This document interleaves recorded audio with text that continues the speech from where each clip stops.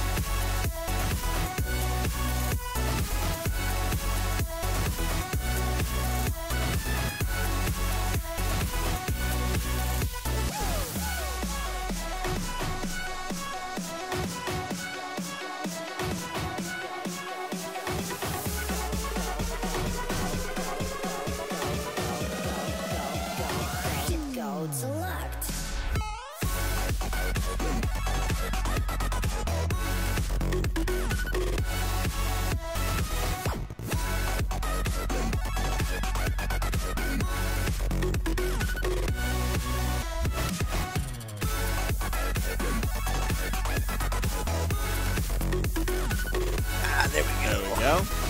What's going on, everybody? How are you guys doing? We're about to get started here down at the Cave, Fairfax University Mall.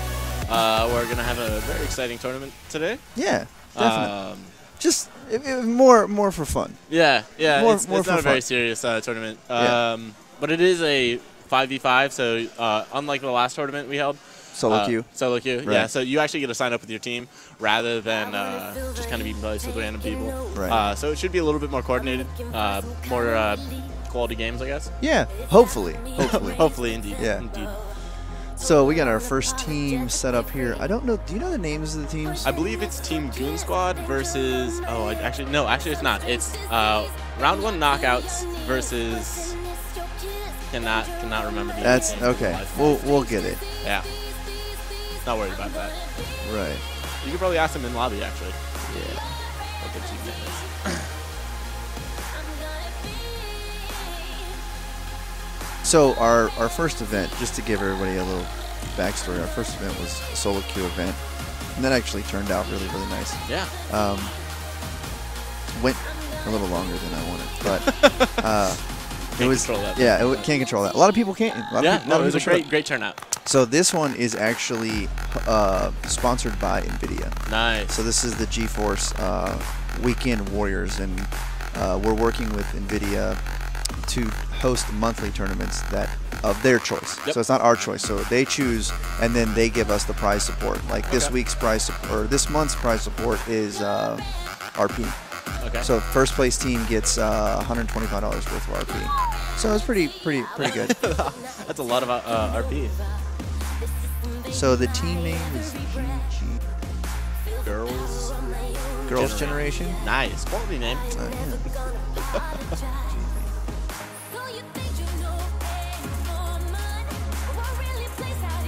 Yeah. We actually do know what next month's tournament is, if we want to talk about that already. So next month's GeForce Weekend Warriors tournament is Counter-Strike Go. Oh, wow. I haven't seen a Counter-Strike tournament actually ever, so I'm really pumped to see that. That's yeah.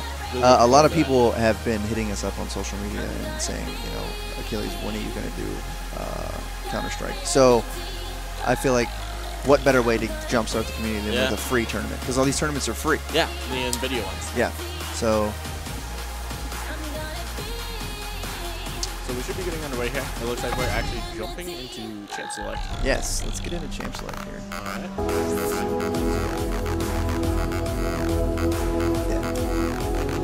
Yeah. Alright. So we're starting out here with a Garen win.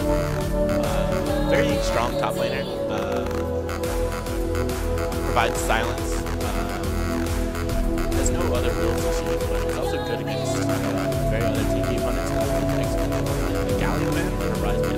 Last tournament, the solo queue tournament, we saw Rise actually just straight carry a game. I think it was like ended score was like 25-4. I would say he becomes a turret really quickly. Yeah. He becomes a turret really quickly. Machine Rise is a real thing. Yeah. And Gangplank, another strong pick. He's actually getting nerfed in the next patch, which we'll probably see a lot less of that. Lee Sin. Oh, I'm sorry about that music. Thank you, David. Yeah. For the, thanks, Dragoon. We didn't even intend the music to be still playing. That was actually mistake. Darius also taken away. More strong picks. Lee Sin, very early pressure jungle, but they leave the Tom Kench up and the Mundo. Mundo is a very strong pick right now. Tom Kench is just the denier of CC. If you get hit by something, it doesn't matter. He'll just eat you and take a teammate away. Yeah, I'm not surprised by the Lee Sin ban. I'm a little surprised by the Darius ban. Yeah. Is that I think that's a target ban? Their target ban? I would believe so. Darius is actually still just very strong right now. He got a couple nerfs to make him not as OP as he used to be. But yeah, don't see a lot of him, so it must be a target ban. They must know something we don't. Right. So also the new champ coming out right now, this hover. I don't know if it'll be lock-in. I haven't seen much of her. Right. I've had mixed reviews as well. I've seen her being extremely strong, and then I've seen her also be very underwhelming. Yes. Yes. I think she's a tricky champ to play. Agreed.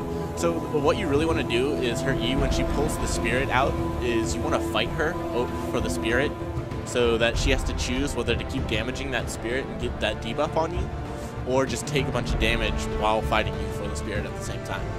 But it looks like they're actually going to switch last second, going with Tarek. That's truly outrageous. very hard CC bot lane. Caitlyn trapped into a stun could be very deadly, especially now that traps proc the headshot. But Tristana being a very mobile ADC, I doubt that she'll really have a problem with that. In my queues lately, I've been noticing a lot of Misfortune bans. Yeah, Misfortune is extremely strong with the new passive double tap, where every time you attack a new target, it will deal bonus damage. Right. And then the her Q double up instead of her passive is love tap. Her Q is double up. Double up, yeah. Double up will apply love tap to the second target if it hits it, so that allows you to get love tap on the first target and then auto attack them again. Right. With love taps being procs again. Right. So it's just a really high amount of damage very quickly. You really can underestimate her burst and her ultimate as well.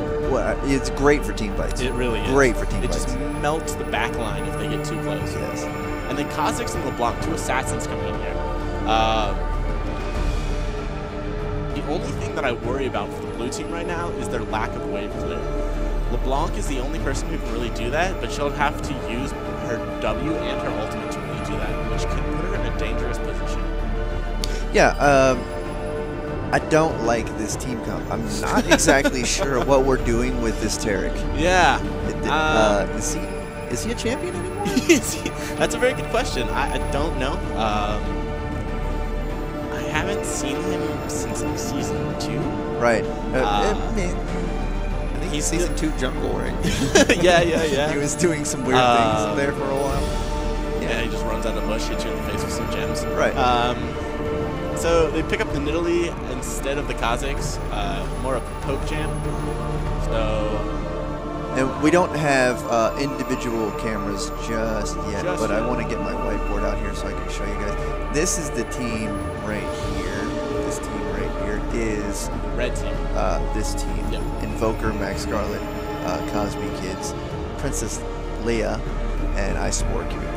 So that's the team. And then the team opposite of them here is the other team. So there's Shy Boy, DJ Myrad, right. Trill, M1, and yes. Colt. Yeah. And then this is our TO here, Scotty. So we should John Madden some replays. What do you think? I'm down. Just state the obvious. Yeah. And here LeBlanc kills even though they're on the same team somehow. Right. Oh, and then Champion Select actually seemed to have gone awry. He couldn't pick his runes. Well, that doesn't sound good. Not at all. So we're gonna go back, wait for them to set up the lobby. Gonna wait for one person, and then we'll just do the quick pick bands again, and we should be getting into the game very soon. Got it. Yep. Client bugged. And Riot's known speaking of client bugs, when do you think we're going to get away from Adobe Air? Have they officially announced that yet? I don't think so. I know that they said they wanted to start trying the new Champ Select in January, which would mean that the new client would be coming out at the same time. Right. What new Champ Select? I didn't hear about this. So new Champ Select, how it goes is 3 different people get a ban instead of one person choosing all 3 bans. Okay, I did read that. Yeah. Okay, yes. And then also... I didn't know that was part of the new client. Yep. Okay. So that's all coming in with the new client, which should be coming, they said, in January, as they want to test it out, see how it goes, before they actually get it onto live. So we'll see how it goes. There we go. Yep, that's a little better.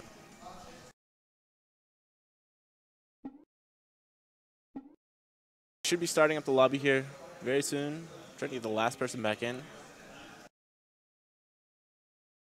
Yeah, Air has been an issue for quite a long time. while. And it's really funny because, you know, people at home think that they're the only ones who deal with it, but all the time on like LCK broadcasts in Korea, they'll bug splat. Yeah. Yeah. So it's not just the users at home, it's the professional league and Riot themselves. They just and do you remember it's gone now, but do you remember the Pando Media Booster thing? Oh man. So many exploits with that? Yep. Yeah, it was not good. Terrible. I mean, I understand that Riot's a startup company, started from nothing, but I was hoping that they could fix their client a little bit sooner than 6 years later. 5 All right, years it later. looks like we're back in here. All right, we're getting back into Champ Select. They're doing the same bands as usual.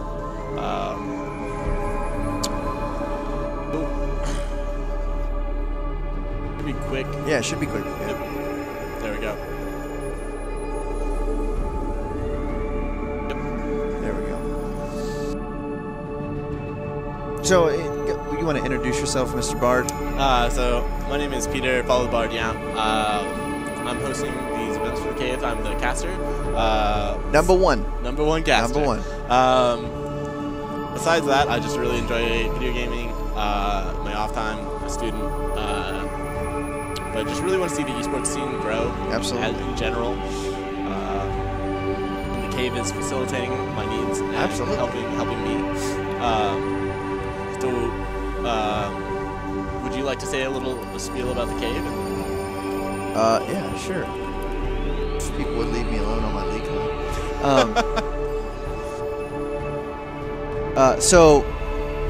you know, I'm Jason, aka Achilles. I'm one of the co-owners of the cave, and I cast from time to time. And I also the executive producer of the stream, so I wear many hats. But yeah, our goal is to grow. League of Legends doesn't really need growing. Like, let's be honest. League of Legends doesn't need growing. League of Legends is huge. But as far as other games go, we saw a hole in the fact that there's this whole collegiate thing with League of Legends. Yes. And we want to be able to facilitate more games. More games at the collegiate level. Recognized. Right. We think that gaming sponsorships are very important. Some people have recognized that, some people have not yet. we want that to also become more prevalent. Yeah. So our job is to grow the community and show it in the best light. Yeah. Because the community is growing, but it has ups and downs. Yeah, gamers are a very odd community. Yeah. You get the mix of, oh, this person's really nice, and then it's, oh, I'm on the internet, I can be as toxic as I want, right. And just no one can really do anything. Right. So it's very interesting, and also something that's really cool that many people might not know is these professional video game players are already being recognized for visas as athletes. Right. So it already, like, esports is on the rise, and hopefully it will get more popular. Not just League of Legends, but other games like Counter-Strike. Counter-Strike's actually already pretty big itself. Again, going through phases. Yeah. You know, going through ups and downs. And you know, you had console. I came from the console area. Yeah. Professional Halo 1 player, and you know, now it's like consoles again on the back burner. No one's really. Yeah. It's not as big as it was. So we just want to. We feel like League did it right, or Riot did it right with doing the collegiate setup. Yep. So we want to take that and put it into other games. And we think that it can happen. It's not going to happen right away. For one, there's only one cave, so we can only do so much. Yep. But in the future, in the near future, we're going to be expanding into, and because we're right across from George Mason, yeah. that's the goal with more colleges. So we've thought about going to Maryland. We've thought about going up to Harvard and Boston. We have a lot of options where we want to head next. But once we have that network, then it's going to be it'll be much easy easier to facilitate. Yeah. Because we'll have actual college teams coming to the cave to compete against other college teams at other caves. Yeah. So it's going to be awesome once we get the ball rolling. Yeah. Really can't wait for it's the cave gonna to expand. And oh yeah. Just, you know, big plans. Yeah. Man, big plans. So let's take a second and look at these team comps real quick. So on the blue team right now, we got Shy Boy on the wall, DJ Myrad on Caitlyn, M1 on Italy Jungle, the support Tar, Exhaust, and top lane Mundo running Tiltboy. And who's on the red team?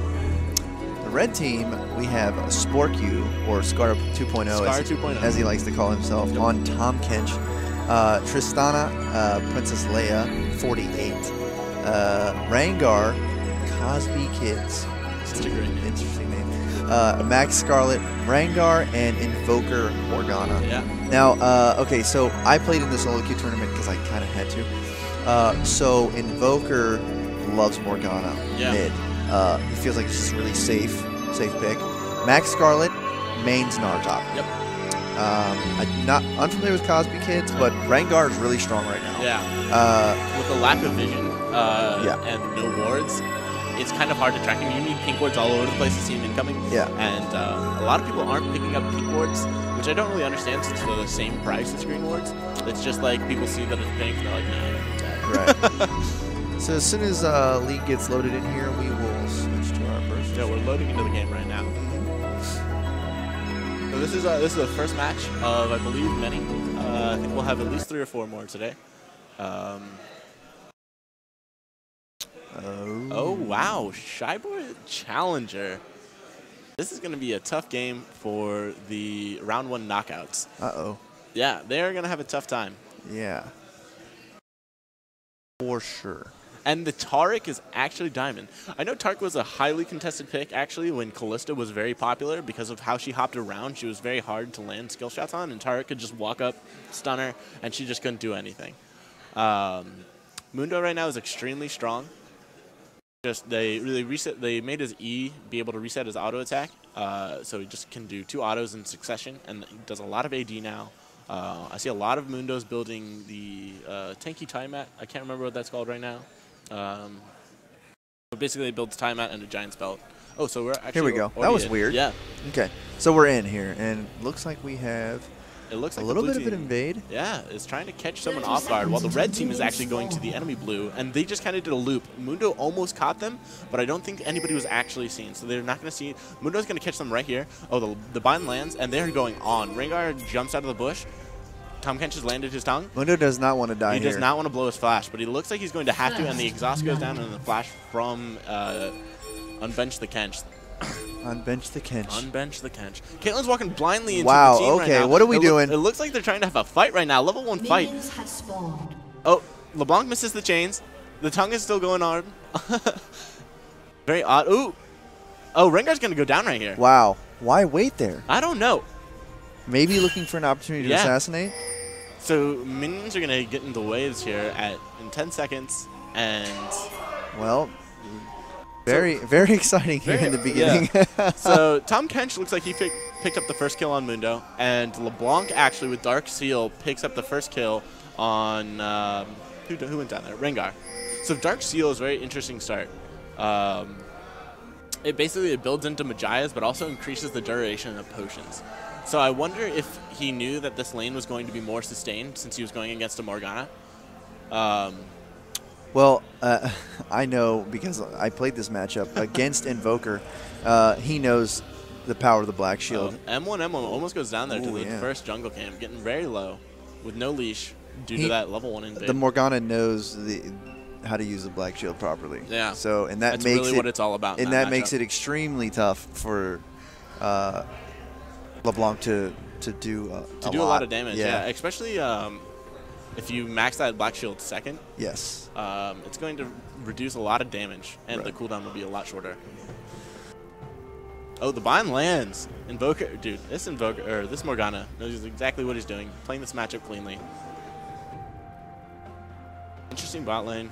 Should just be a farm lane. It should be. I think Taric brings the enough sustain to keep Caitlyn topped off. She shouldn't be getting in the fray too much. Yep. You know, outranging Tristana. Ooh, that's a good trade. Ooh, Invoker actually taking a lot of damage there. Right. So Nidalee is taking the Scuttle Crab right now in the river, and Rengar is at his wolves. They also have a ward on the red team's blue buff. I wonder if that was a late ward trying to invade him after Nidalee took her Krugs, because it looks like Nidalee's taking her own red right now. Right. So she's behind. Yeah. But not by too much. Not by yeah. So Rengar's gonna find the ward right here, and so he had the buff actually from the Razor Beaks. Yes. Wonder how he did his jungle path. It looks like he went Krugs, Razor Beaks. Interesting. Oh, I wonder if Nidalee actually stole the blue buff, because it doesn't look like Rengar took any buffs.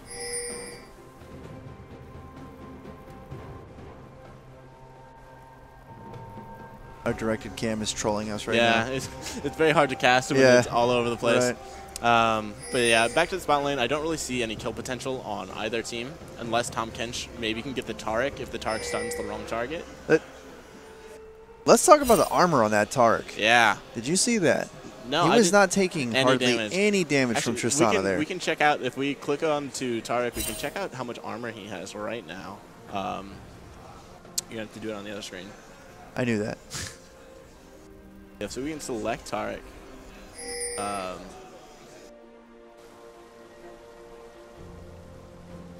There we go. Looks like 53. 53 armor at level 3. That W is giving him roughly, like, I think 15? So 10? 12? Something like numbers. that? Yeah, numbers. But yeah, that bonus armor is really going to, you know, stop Tristana from wanting to trade because those autos are not going to be doing anything. And so the target's just going to keep stunning her, and the Caitlyn's going to get free Qs on that all day.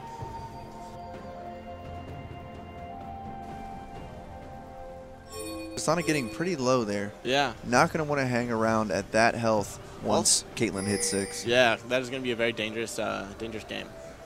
Even though, actually, if they both hit 6, it won't really matter. Just because the Tahm Kench should wait for the animation to go off and then eat Tristana. Yeah. She'll take no damage. And I don't believe he takes any damage either. It just nullifies the ulti. Because of loss of target? Yeah. Oh, cool. Didn't know that. I thought the projectile would still go off. I guess if it can't hit anything. Right? Makes sense. Never seen the interaction, so. Yeah, I'm not 100% positive on that, but I do believe that's how it works. Ooh. Yeah, this bot lane's getting dangerous low. Tahm Kench actually had to use his gray health right there, so that's not going to be up for another 20 seconds. Should really back out. It's surprising how much pressure the Caitlyn and Tarek have been able to apply. Also, I find it very interesting that this LeBlanc and Morgana, that LeBlanc is winning the CS over Morgana. Morgana can just lay that puddle down and kind of just last hit. Yeah. But I think the additional, maybe the additional pressure of that. Oh, the flash from the Tark going hard onto the Tristana. Oh, and he goes down. Tahm Kench might have wanted to have eaten his Tristana. Yeah, I'm thinking that.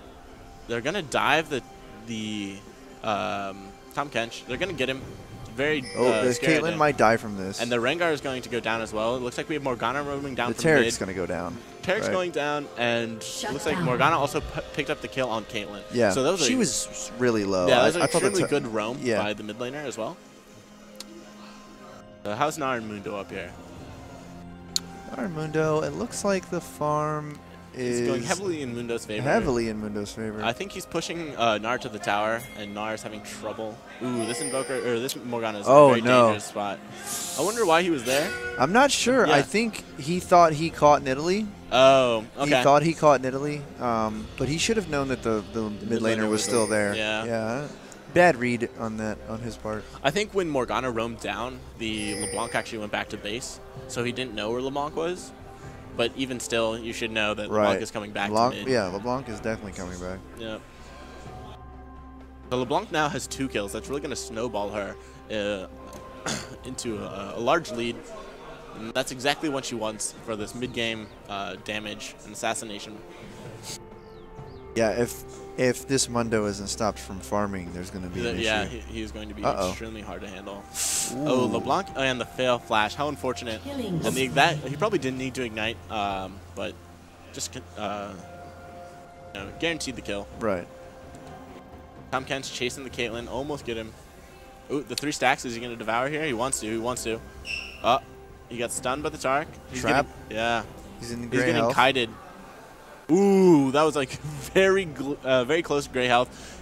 Ooh, Tahm Kench and blocks the ulti. Nar going hard onto Mundo. If he can take him down here. Wow. Oh, very close. I don't think she'll be able to get him. It looks like they're going for another dive onto this bot lane, and Caitlyn's going to pick that up pretty easy. The Tarek working out in this lane extremely well. Yeah, I think it actually synergizes with Caitlyn because she can really easily follow up with her range on the stuns. And that Kench is constantly trying to push in. Yeah. And Tarek just totally nullifies just denies it. You can hear the hype. Everybody in here getting really hypey. Yep. Sorry. Oh, you're good.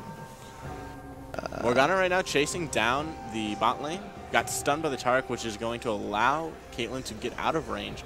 The Morgana, one more auto. There we go. But she gets trapped in the tower range. Mundo TP down, going to take out this Rengar. It was a 3-man gank. That was a nice jump, trying to dodge. Ooh, that spear looks like it went right through the Rengar. Rengar might escape. It looks like he's probably going to go down, though. So Mundo had to use his TP. It looks like they're going to try to get Dragon here with both bot lanes being dead. Should be a free drag. No one to contest. The Rengar is also dead, so there's no smite or try to steal.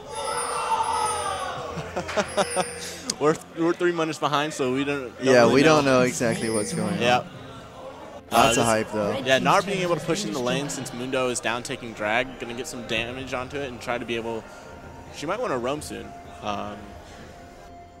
You know, this LeBlanc actually was able to take down the mid turret as well. I missed that. Well, LeBlanc being 3-0. Yeah. She already has 6 stacks on her Dark Seal. Finished a Morello Namicon. She's very strong right now.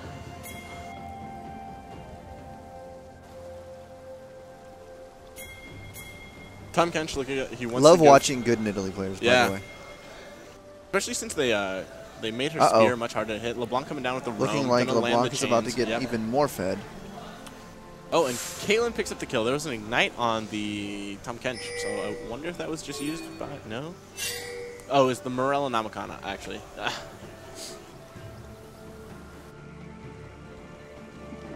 Sure.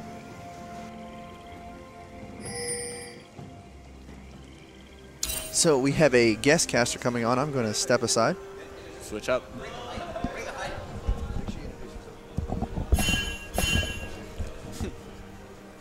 Hey guys, this is Luda stepping in to cast. Hey Luda, how are you doing today? Doing pretty well, watching some great League of Legends. How about you? Indeed. I'm going to be casting, so I'll be seeing you later. You're going to be playing later today as well. We're excited. We're getting some good scouting information on both of these teams. That's the real reason you wanted to come. Absolutely, so you absolutely. I get it. Oh, that LeBlanc. Nice play by the LeBlanc right now. 4-0-1. So she's going to be a big problem. In the loading screen, actually, she is challenger. So that's probably who you guys are going to be your biggest matchup. So tell Shindo or John that he is going to really have to perform extremely well to take on the.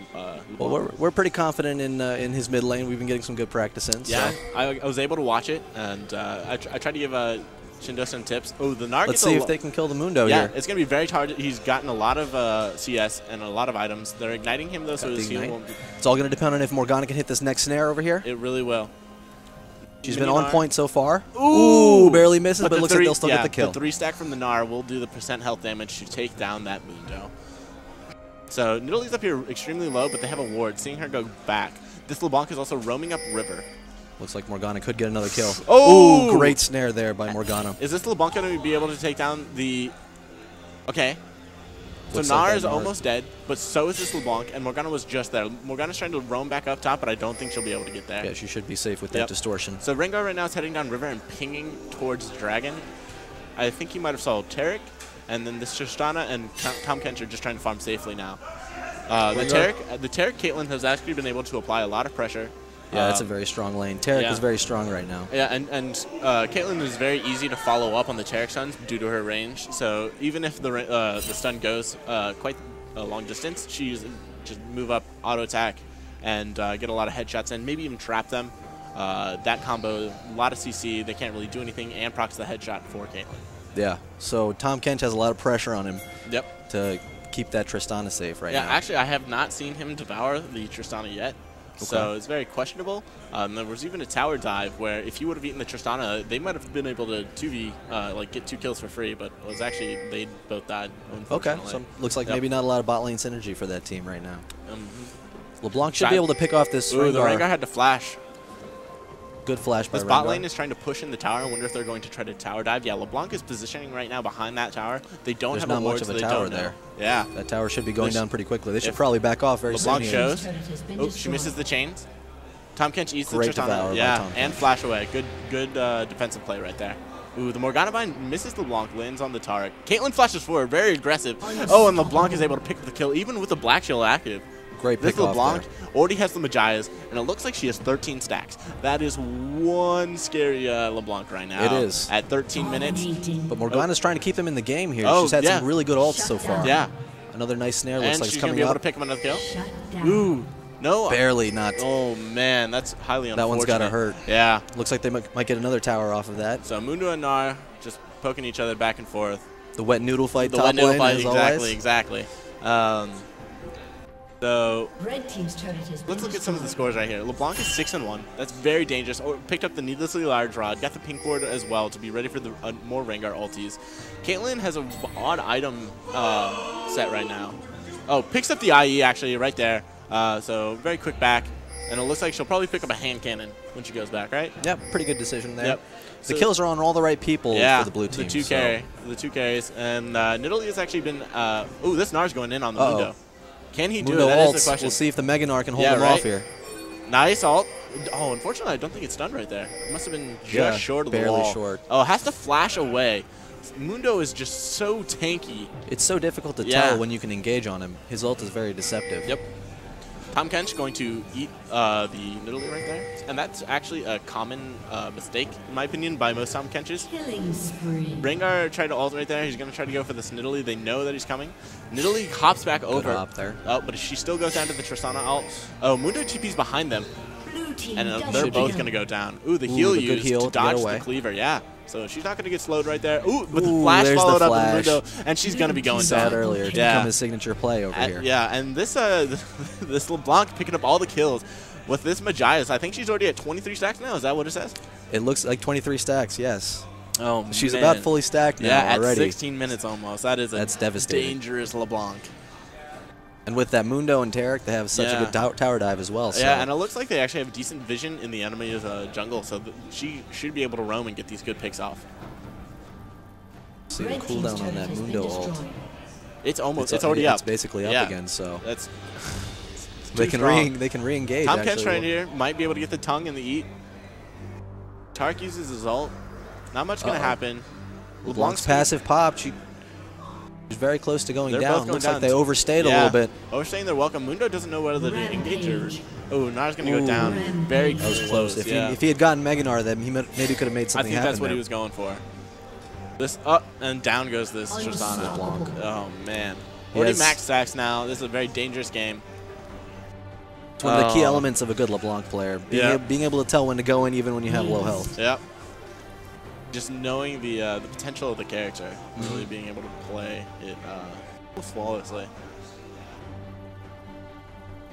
A little bit of a lull. Looks like they're going to get some items and come back for the push. Yep. Potentially a dragon as well.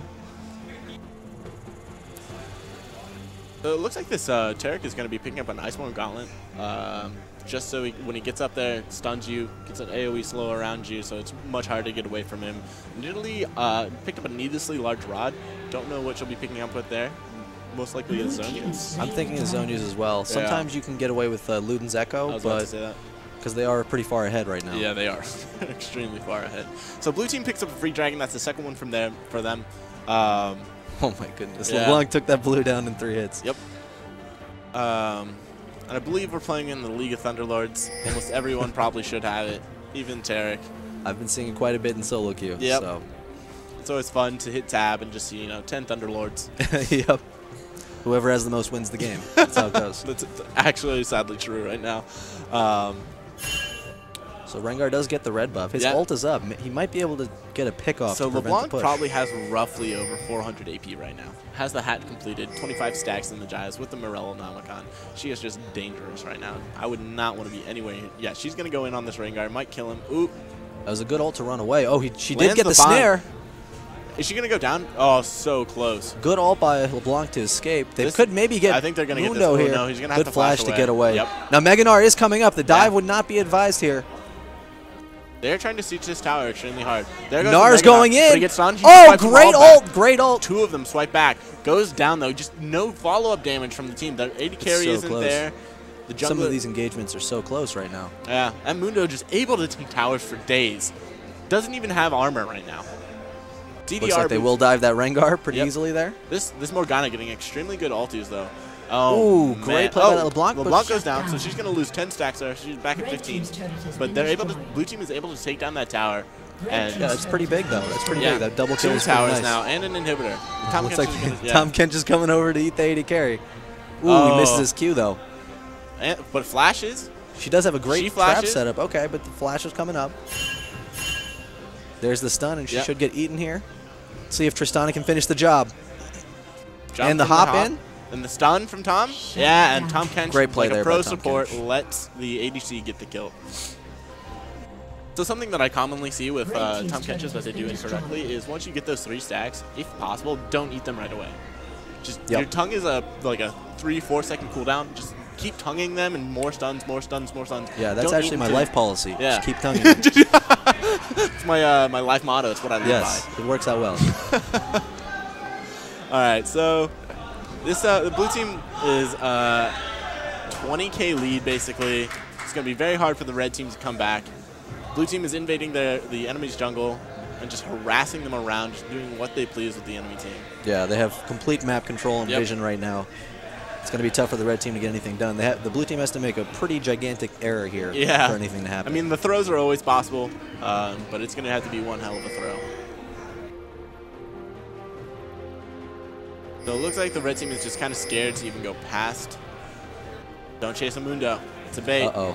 Uh-oh. Uh-oh. Uh-oh. And there goes the Tristana. And the Tristana getting a little face checky over there. What's in that bush? I got to find out. I'll check with my face. Looks like they're going to get the in-hit pretty much for free here. Morgana's trying to flank, but this LeBlanc is just going to be able to... Oh, my goodness. Yeah, even with the flash away, it doesn't matter. Spacing on that chain was excellent there by LeBlanc.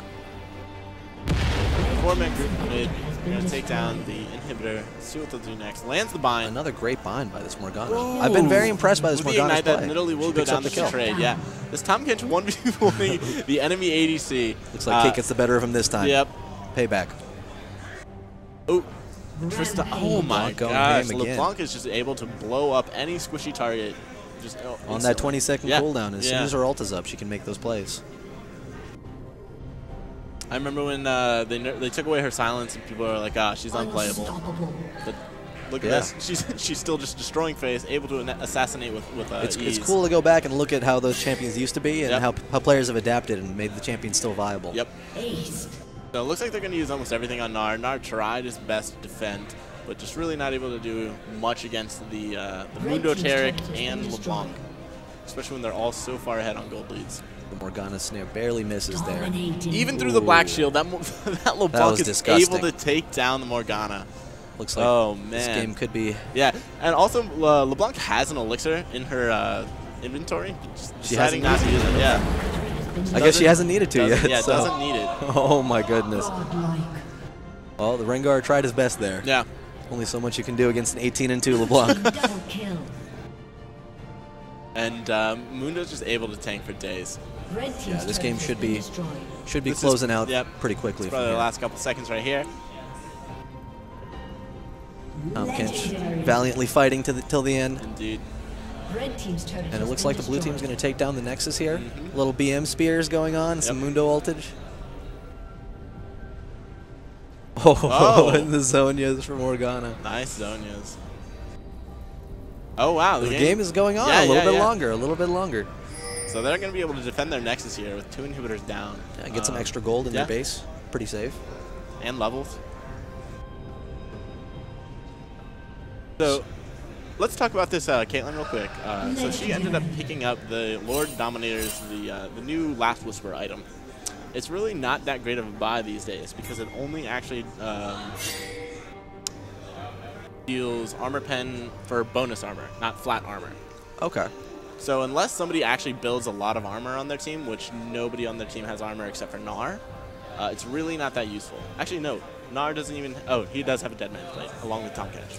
And Tom Kench could build armor as well. I would say that they already have so much damage that just having that safety in case the Gnar gets too tanky. But yeah. at this point, though, it's doesn't going to really be matter. tough for them to defend this Nexus without any turrets. So also, Tom Kench opted for no Sightstone and a refillable potion.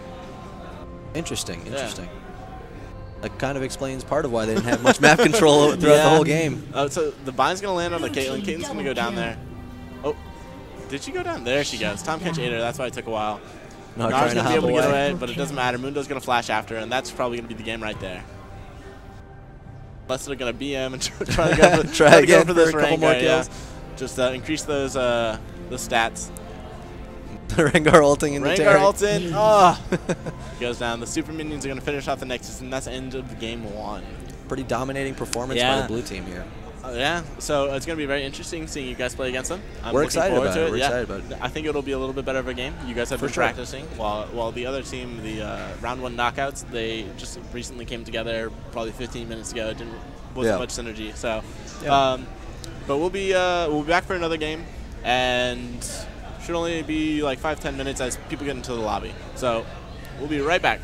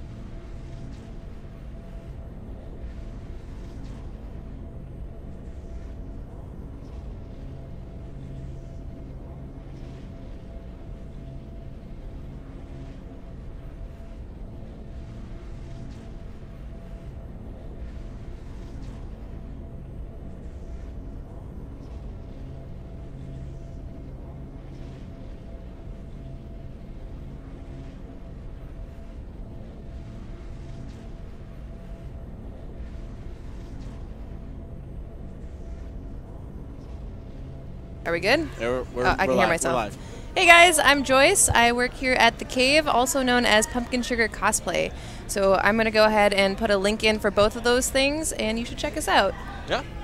And The Cave. Do that and as The well. Cave, absolutely. Absolutely. All right, so we will be getting into the next game very soon. We're getting into the lobby. I believe there's just a mic problem. But after that, we should be getting to the next match as soon as possible. Yeah, I actually went to your Facebook and I accidentally clicked a link asking for like your webpage. Yeah, no. And No? I was like very embarrassed because I was like, I don't even have a real name or her Facebook or anything. You can also find me on Instagram. I actually have a much larger fan base on Instagram. I don't have an Instagram. Everyone needs Instagram. It's much easier and it's just better than Facebook. Interesting. Yeah. Yeah, I go to Facebook only to keep in contact with people that still use Facebook. Also to promote myself for the current stream that we're on. Well, I mean, talking about things that are outside of like personal Facebooks, when you try to do the advertisement reach, they've got some weird things about it. I don't know. It's not as good as it was a couple years ago. Yeah. So now you have to pay for advertisements. Wow. And you can lose likes on pages. Right. How? And it doesn't make any sense. And I guess it's like pages you've visited a long time ago. Hey man. Oh, the young Scar. This is Scar 2.0. 2.0. This is the Scar from Fairfax, not the Scar from wherever Scar really is from. Or Scarface. Oh. Drug reference. So what were we talking about before? The Facebook. Yeah, the Facebook. The Facebook. It's kind of like the Google. I know about the Google. Things. No, so also. Oh, but what I was saying is, so you'll like a page like a year ago, 2 years ago, and you'll go back and you've unliked the page, but you haven't. But you haven't actually. Facebook clicked. did it, right? Very odd. I wonder why. Is Unfair. it because you don't visit it enough? I suppose, but it's really unfair because you don't really have that. It leaves your mind, so unless it shows up on your feed, then you don't really think about it, you know? Interesting. Yeah. And then those people have to pay for advertisements to have it show up on their feed, even though you've already liked the page. Yeah. It doesn't make any sense. They really need to update Thanks, that stuff. Facebook. Yeah, what the fuck, Facebook? Also, I don't have a Twitter. I've used it once. The only Twitter I use is actually for The Cave. Really? Yeah, I'm not a fan of Twitter. Yeah, no, I don't I really used to get use it for following celebrities. Yeah, that's actually a lot of people keep up with the news through that as well. Right, and yeah. well, because you'll find it like seconds later. Yeah. It's good for that. Otherwise, quick updates. I don't care what most people are doing. Yeah, you'll take a picture of your food, and I don't care. I don't care. And I just don't care. Don't show me. No, I don't care. I'm gonna eat pizza anyway. Yeah. Doesn't matter what I'm you show sit me. at home in my pajamas, watch Netflix, and eat pizza. That's what's gonna happen. Exactly what's gonna happen. All right. It's really unfortunate. Every time I get on here, I just spend the whole time staring at myself. I'm yeah, like, no, I have a hard time like looking there and then looking at the camera. Like, which one do I? No, because we're always looking at. We're right here. Yeah. You're right there. Exactly. I think the camera should be moved over a little bit, though. I agree, but Jason, I'm not gonna mess with Jason's setup. He set the whole time, or took a lot of time to set this whole thing up. So yeah, I'm just gonna hands off and let him do his business. No worries. Yep. All right. So we should be getting into the game here soon. I'm gonna go check on what's happening, and I'll give you guys some feedback. But also check out her cosplay on Facebook and the Cave Facebook. Yes, and then if you happen to live in Northern Virginia or not, we actually get out-of-state people all the time for our tournaments, so you should definitely come down and hang out with us anyway. And also, we've had someone from Canada come. I didn't even know that. Yeah. So are they here right now? No. They came for a League of Legends tournament, and I believe the Cave. The one from last week? Yeah. No, not last week, but a while ago. The Cave went to a tournament and actually flew the Canadian out for the large. Do you know who it is? Do you remember? Don't. You don't.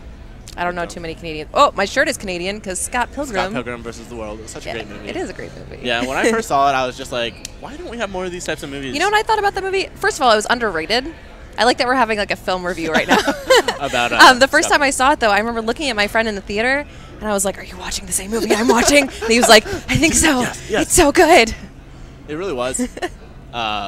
And not only that, but one of my favorite parts of the movie is when he takes on himself, Nega Scott, and then they're best friends. Yeah, they just walk out. He's and they're actually like, a really nice guy. Yeah, we're gonna get breakfast tomorrow morning. Actually, we're getting brunch together. It was such a funny thing. I like the scene where first of all, the vegan police is like hands down the best part of the movie. They're like, what does he say? I don't know. Him and his roommate also milk and butter. That's not vegan. They're like, wait, no, what is it? Gelato's not vegan. They're like, milk and eggs, bitch. Oh man. Yeah, the roommate is good. Well, because there's a time where like somebody knocks on the door asking for Scott, and you just see Scott in the background jump through the window, and the roommate's it was like, Knives. He's like, no, he just left. Yeah, you just missed him. Really? Oh, I love her. You should probably break up with your fake high school girlfriend. Yeah. Yeah. For everyone out there just wondering, you should probably break up with your fake. Oh, I was talking about your fake high school girlfriend. Oh, awkward. She's a little young for you, dude. She's a little young. Oh, man. You mean babysitting? I love that movie. I could, like, quote the whole thing. I unfortunately didn't remember that part. That's okay. Nope, that's just went blurry. That's because I'm doing this. It doesn't know how to react. See, it's way better when there's only 8 people watching because I can say whatever I want. I'm not nervous. What, you don't like 500?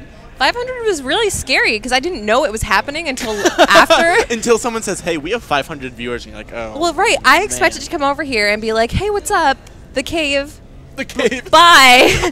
And then but then fucking Jason comes over here. He's like, yeah, we're at 300. And I'm like, also, you just come down and sit next to me like, well, I'm machine gunning off facts, and you're oh just my God, like, it was terrifying. Who is this guy? Like I said before, I didn't think I didn't know about League until I met you. Wow. I didn't think I didn't know about League until I met you. Right. Such a sentence. Right. It made sense. There was a time in college. This is really random. There was a time in college where this guy time at band camp. He really liked me, and later on in the year we were friends, and he was like, you know, I really thought you were cool. I liked you a lot, and then I got to know you. Ooh. But we were friends though. That's the thing. We still hung out like every day. That's a very really douchey thing to say. Yeah, that's a painful sentence. So one of my best friends, Ryan Fox, we were talking about words that are very hurtful that people don't really realize how hurtful they are. Moist. What?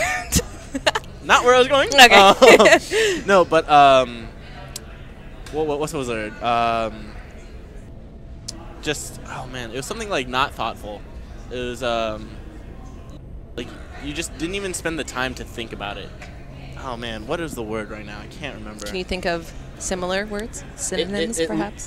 It literally just means like you didn't even take the time to think about it. Inconsiderate? No. Oh man. Oh, this is. We use. Come on, chat, help us out. Yeah, if Ryan's in the chat, that'd be really good if he could type that. I don't think he's in the chat, unfortunately. Oh, was Ryan the one that said it? Yeah. I don't know who that is. Man, this is gonna bug me all day. Well, you know where I sit if you think of it, because now I'm actually really interested in knowing. Yeah, no, I just can't. No, I got nothing. I'm out. All right. We'll have to Google it. It was a good story. We'll have to use a Google. Le Google. Le Google. All right, we really should be getting. Let's check the. Could you check the league client on that computer? See if we got an invite. I can. Is that this button here? Yes, that is that button there. Oh, we need to get out of that.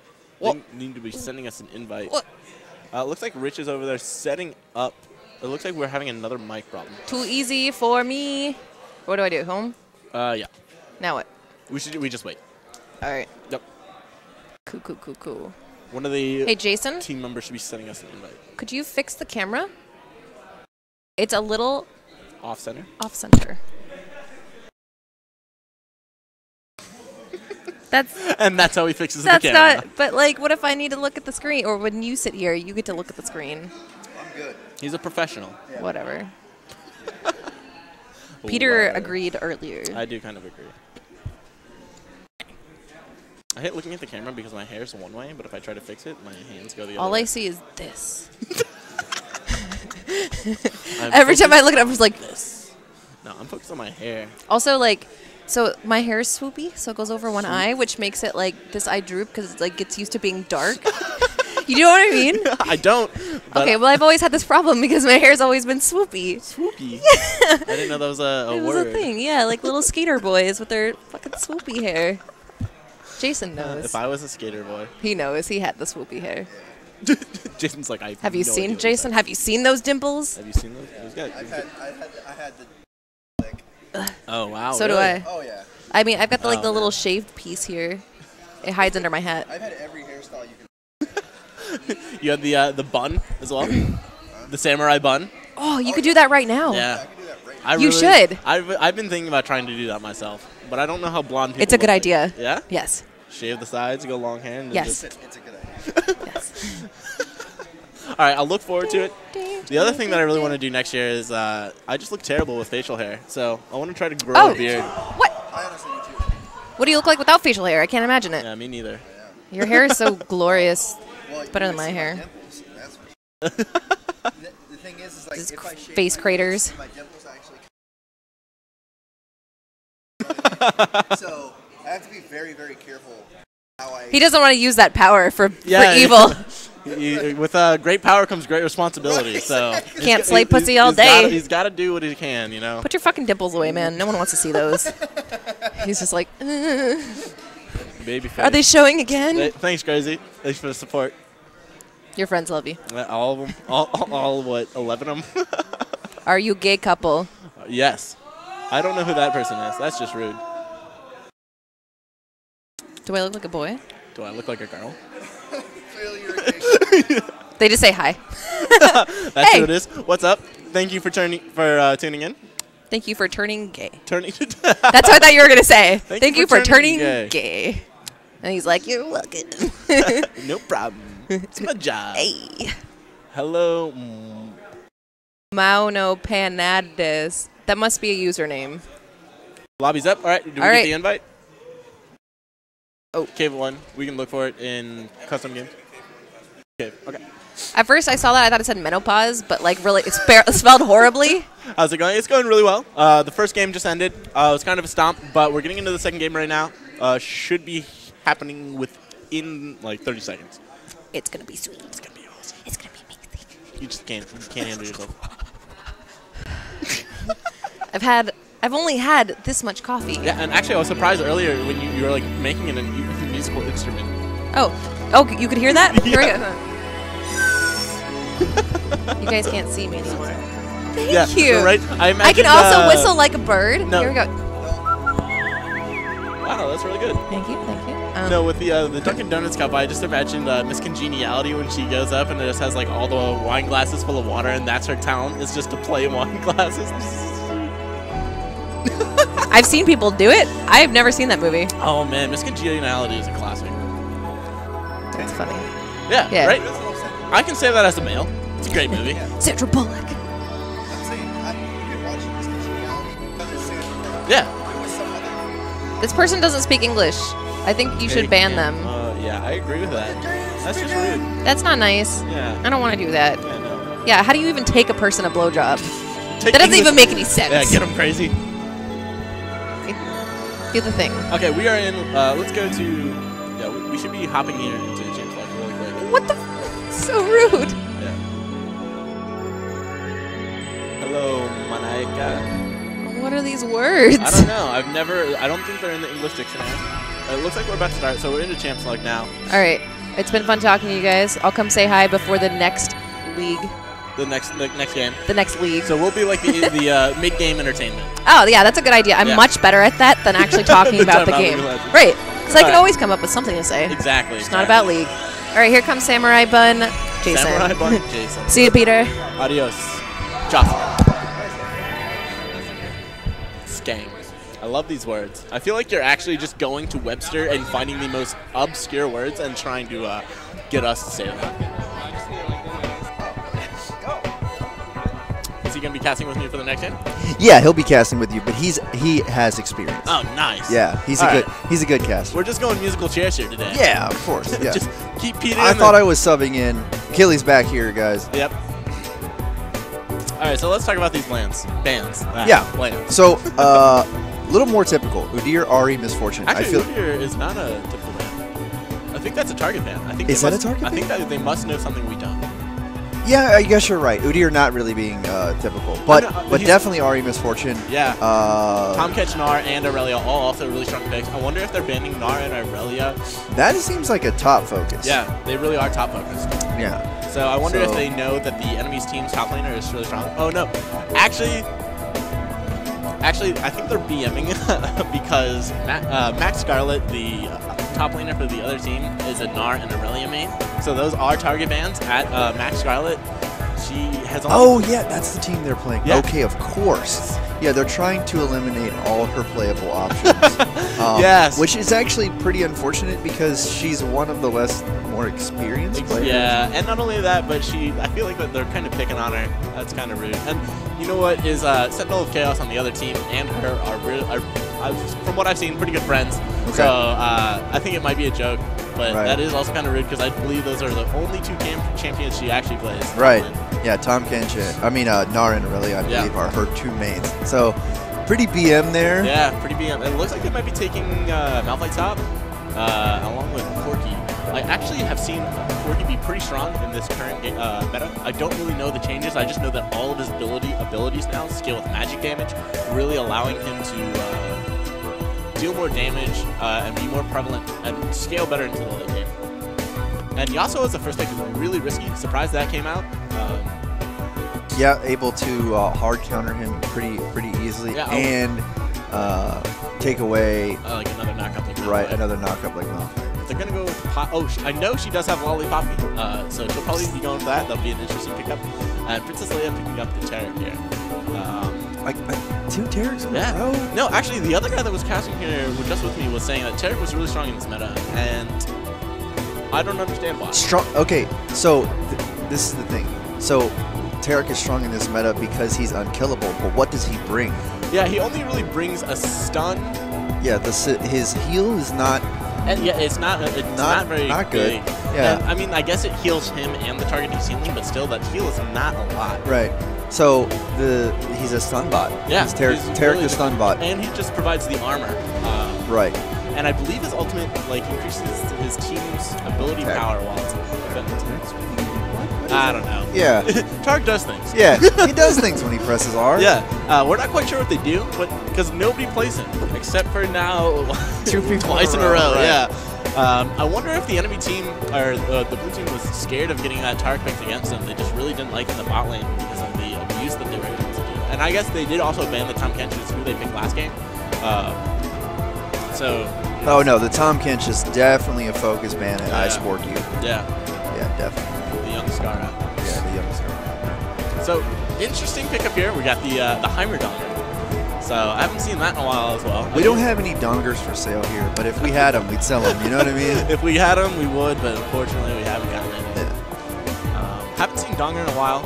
Going to be really interesting. I think he's a very strong champion if played at the high. Yeah, if played at the highest level, sort of like Tahm Kench. Yeah. A lot of people underestimate this power of Tahm Kench until he's played do. at the high level. I mean, you know, Bard. Yeah. People are like, Bard's not good. Yeah. So a well-played Bard is just very annoying. Yes. And the thing is that you jungle him. Me, no. No, you don't. I haven't, but I know that he's currently very strong in the jungle with the buff that he just got, and Devourer being pretty good as well. Yeah. So, roughly around 60 chimes, your auto attacks are doing almost 300 damage every time you have a Amiibo. Right. So it's like roughly 200 mixed magic damage, and then like 60 to 70 just attack damage off your basic autos. These are not the league metas, crazy. Right now, it's kind of a team. There's 3 teams that just kind of came together. You'll see IEM is who we'll be battling with for views. I think they start around 7 o'clock tonight. But the more standard, from what I understand, is jungle meta is Elise, Kindred, Gragas is still strong, and Lee Sin. Just because now the games don't last too long, the early pressure is really good. Nunu, I also have been having a lot of success in my solo queue games. This Sentinel of Chaos is not picking Shaco? Shaco. There's no way. They don't have a jungler right now. He's going to go Lee Sin. Thank you. He's going to go Lee Sin. You called that. Yeah. Well, he oh, Brand is also very strong right now. I don't know. I have not seen a lot of Brand. No, actually, and they know. I know these guys know the power of Brand. I know that whoever the support is for the purple team or the red team right now actually played Brand support in one of their games, like the warm-up games. Right. And then Vayne right now, not the strongest, but still a very good ADC. I think the top ADCs right now are like MF Lucian. MF Lucian and maybe Ezreal. I don't think Ezreal's that strong right now. Maybe Caitlyn. Caitlyn is extremely prevalent right now. So the blue team right now has Yasuo, Poppy, Taric, Vayne, and Nunu. So Yasuo is going to have a little trouble here getting knockups because he's the really only one who can do it. I think he might be able to catch the Poppy Slam into a knockup, but that's going to be very difficult. Oh. That's going to be some quick timing. Yeah. Either that or Snackstar is going to have to let that Yasuo know that she is about to dash. Yeah. Otherwise, Lee Sin, Malphite, Corki, and Nami and Heimer. This Malphite is going to be going AP. Yeah. Well, maybe not in this team because that's a lot of AP, but mixed for sure. Yeah. I've seen him play Malphite before, and surprisingly, we'll be doing. Was it the corruption potion start? I think so. That corruption potion is really underestimated, and people don't. You do a lot more damage while it's active than people believe. Yeah. Oh, and is this Sentinel of Chaos Barrier Ignite? Yep. Will we see that coming out, you think? Yes. Yeah, it's already locked in, actually. Yes, Barrier Ignite will happen. Wow. And that's, you come into my house. It's always been the Heimer house. The Heimer house. Or a DJ Heimer, So you go into the Heimer house, and you need to jump on him, and you need to burst him down quickly. Yeah. And the more shields and barriers he can throw up, the harder it is. The harder it is to burst him down. And the longer he lasts, the longer his turrets go, because if you're trying to focus him, his towers or turrets all around him are just going to be going off. Yes. And that's why Zonia is usually like the first rush item. Oh, yeah. For sure. The invulnerability, like I said, plus the additional shields. Yep. You just, you can't be bursted out in your home. Yeah, you come into my house. Right, you trying to kill me. Yeah, not gonna happen. If you don't go into if he's in your house, he's dead. Yeah. Yeah. If he goes knocking on other people's doors, you can kill him easily. Right. But you come to his house on his turf, dangerous game. The problem is he builds his house on your turf. On your turf sometimes. Right. Yeah. Right. So like slowly just moves up his line of scrimmage. Yeah.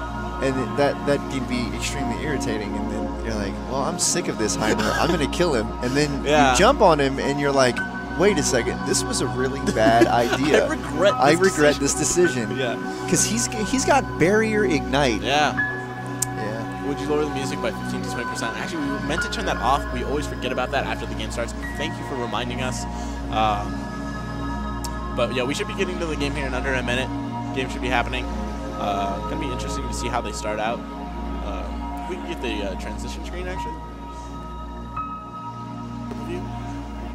Triple view. The triple view. Oh, with that transition. Yeah. Smooth. Oh, the planet's not showing up. Well, so we have 50 seconds. Okay. Yeah, we're still 50 seconds behind, so the client will be there. Oh, I'm not in the camera. Jeez. Taking up all the room. Yeah, and as soon as I'm going to be switching out, we have another caster that playing musical chairs today. Play musical chairs. So another caster that wants to. And all the casters so far, besides myself, are actually in the tournament. So it's really you can get some of the perspective from the players as well. Yeah. Who'd you play last game? Yeah. Okay, so with the 80 carry Caitlyn. With the Tarek. Yeah. Really able to capitalize on absolutely. A lot of those stunts. Yeah. The Tarek was a good showing. Yeah, for sure. We're gonna have the ADC from, I believe their name was Girls something. Generation. Girls Generation. Girls Generation. Yeah, they're Girls Generation. So all right, we're hopping in the game. All right, let me sub out here. We're changing casters.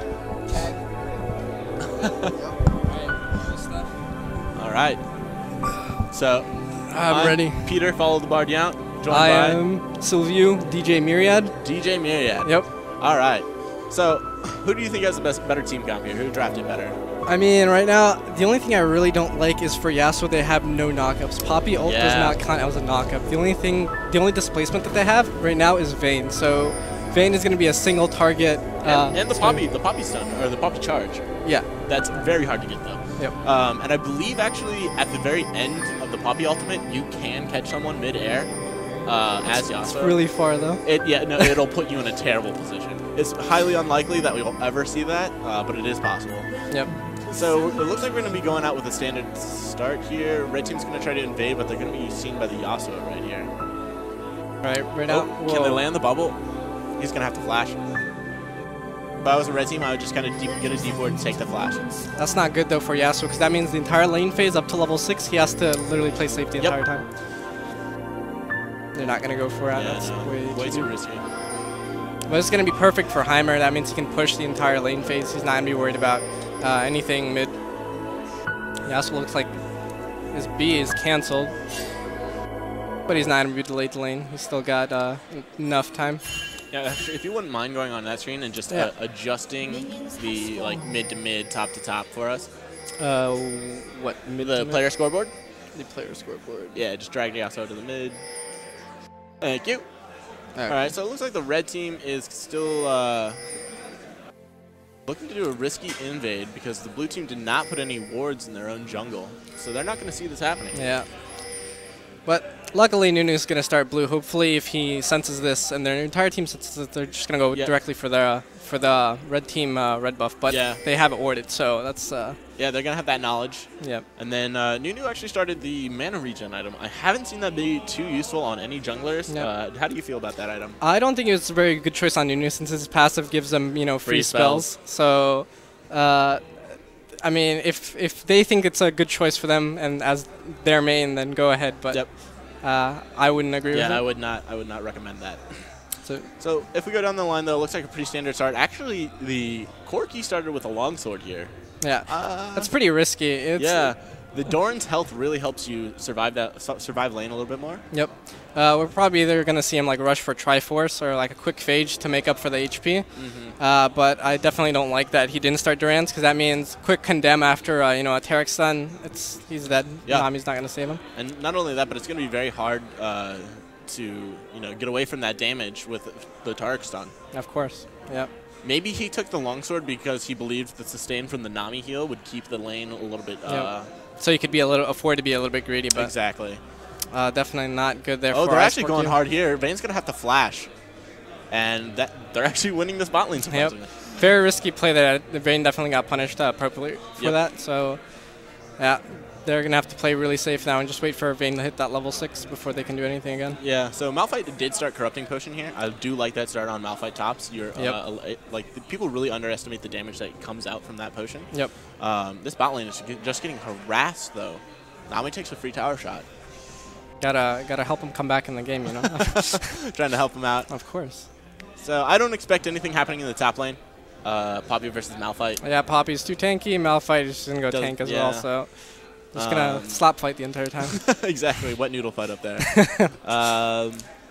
Besides that, this mid lane, Sentinel of Chaos has no flash, and they're going to try to capitalize on that. He takes the Ignite. I don't know if he's going to go down. This directed camera is really trolling us. Nami takes only one tower shot, but really, Vayne's living with 10 HP. Yeah. No more, no less there. Definitely not appropriate there with the heal. That was the exchange. Intense. So Corki is going to take the better of that trade because both of them use all of their summoners. He's got the first blood money. I would not have advised that personally. Yeah, no. I was surprised Corki got the first blood there. I thought Vayne. Yeah, no, I thought the sustain. That Poppy charge quite interesting. But Poppy is going to be at an advantage right now because now Malphite is completely out of mana. He can't even... they both still... Well, now he uses his... he's got one more charge to the potion, so he'll get a little bit more mana back. Yep. But Poppy definitely is still ahead with half health and half mana. Yep. And this is probably one of the most even lanes, top lane, that you can call out right now in the meta because Poppy's passive, which just allows you to... A free auto attack throwing out your shield, is just going to cancel out with Malphite's passive as a shield. Yeah. So definitely an interesting wet noodle fight, like you said. So Nami going here on the offensive. Getting caught out a little bit. Definitely not a good idea for blue team to fight into that minion wave. They're just definitely going to lose the trade there.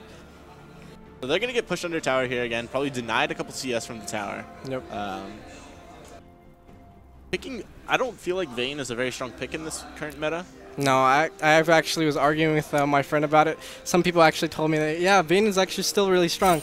I actually want to doubt that. It seems like a really long range and burst ADC kind of meta right now, so I can see Kate and Jinx being okay. I actually haven't seen much of Jinx since the update. Yeah. I mean, well, it looks like Nunu's going to go down even though he blows the flash. Lee Sin getting a good kick there. Following up, they're invading the jungle. Proper punishment by the red team. But yeah, so, I mean, Kate and Jinx. Oh, wow. Wow, they're just so aggressive, but too aggressive to the point where they get... I think that they can play aggressive with a Taric, but really his heals don't provide as much as Nami does. Yeah. So, I mean, with Taric, I would accept him as a good support for, like, Caitlyn and Jinx, because then you can trap on Taric's stun. And so you're good to go. Guys did, yeah, exactly. Which was an oppressive lane, which I was surprised about. And also, not only that, but it allowed you to get a lot of free Qs off as well. Yep. So, yeah, it was really easy harass with a really Caitlyn, Taric kind of lane. Yep. But with Vayne, I would definitely just suggest somebody who is more heal-heavy or Alistar, because then with Alistar, you can really set up plays for Vayne to condemn into. With Taric, it's more like you better hope the enemy's out of position. Yeah. Otherwise, you're probably not going to get in a good spot. Yeah, you would want to pair Vayne with a support who's more of a strong laner. Yeah. So with Ali, if they had picked Ali, this would have been perfect for their team because then they would have been able to have something for Yasuo yeah, too. as well. But unfortunately, they didn't pick that. Yeah, the drafting was just not there. So Yasuo has 20 CS to the Corki or to the Heimerdinger's 45, so he's really struggling with the amount of pressure that Heimerdinger is applying. And at this point, Yasuo should just go double Durans and maybe like lifesteal, maybe BOTRK first, Blade of the Ruined King. It's really hard to sustain in that lane unless their blue team jungler is going to camp them to... Yeah, and actually Nunu himself is struggling against the Lee Sin, so it doesn't even look like the Yasuo is going to be able to get much support. Yep. I'm pretty sure they picked the Nunu just so they could support the Vayne, but I feel like if they would have gone for that sort of support the Vayne kind of comp, they should have gone with at least a Lulu somewhere like a support or top lane. Yeah. But you know that's definitely not coming out right. Not only that, but the blue team, their picks really scare me because if they get behind and the enemy team is able to siege, they really don't have much wave clear to take care of it. That is true. So Nunu's going to get met here again by the Lee Sin. Lee Sin's invading. Looks like he's going to go down again. Lee Sin is just a lot stronger early game than the Nunu. Yep. And it looks like there's a really lack of vision. Oh, this is not good. He's going to be able to pick up both of these, I think. Ooh, if he had waited for the Q and then kicked, I think. Oh, but the Malphite ulti being able to come through, and Poppy just needs to get out of there. Ooh, the Rocket's barely getting her down. If they properly trade this tower aggro, they should be able to get it, of course. Yeah, and then red team down here going aggressive onto the enemy bot lane. Exhaust onto Vayne. Heal blown by the Corki. Bubble missed by the Nami. I think they could have just focused the... Oh. Will she go down? Not she a very will go trade. down. That last auto with the Nami E applied. So now you can basically see that red team is taking complete control of the game from warding at the beginning of the game, which now allowed them to snowball into the position they're currently in. Exactly. Only thing that surprises me is nobody has taken Dragon yet. Yeah, Dragon is actually it's a very odd place in the current meta because the games don't last long. Yep. You still at least want to get that first Dragon just for the stats increase. Of course. And people also don't really know how to utilize Rift Herald yet. I think it's incredibly strong, especially if you had someone like Malphite and you can finish your jungle item like Lee Sin just did. Yep. Because a lot of people don't know how the mechanics work with the Rift Herald. Yep.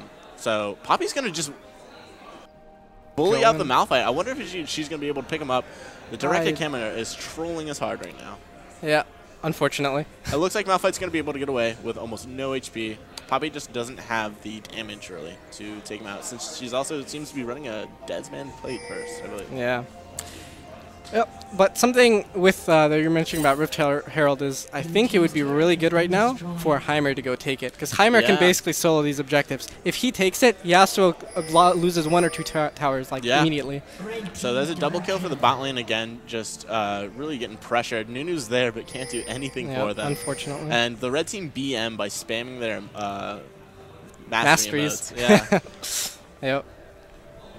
Donger is just going to be able to just continue to apply pressure to this Yasuo. What is Yasuo? Yasuo has both thumbs up, but nothing to, like we said, to facilitate that knockup. What item is Yasuo going first? Pickaxe right now. So maybe IE, maybe Ginsu's if he really likes Ginsu's. Which I support that. I'm a Ginsu on every champion kind of person. It is an extremely strong item right now. I think it roughly gives like 5,000 gold worth of stats when it's fully stacked. It looks like Nami's hiding in the bush right here, trying to get the Vayne to bait him out into all the minions. But unfortunately, I think she learned her lesson. Nunu knows that they're doing Dragon right now, but... And there goes good catch by Lee Sin. Yeah, that was a good flash. A lot of people don't know that once you land your Q on Lee Sin, if you can flash, kick, and then finish your Q, it does a lot of damage, and it's just people are unsuspecting of that. Yep. So it looks like Heimer's going to take the tower here.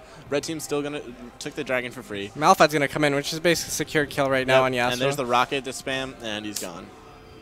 Good, very good teamwork here by Red team. Yeah, the communication is really there, you can tell. Basically taking advantage of this game from level 1. Yeah.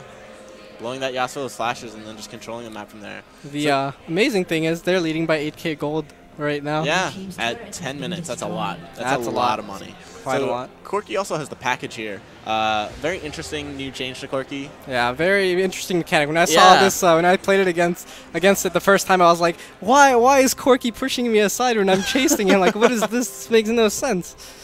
It's also a very interesting mechanic because not only do you get to Valkyrie in with that, but then you get a Valkyrie after. And so you can Valk in and then Valk right out. And there he goes to use it.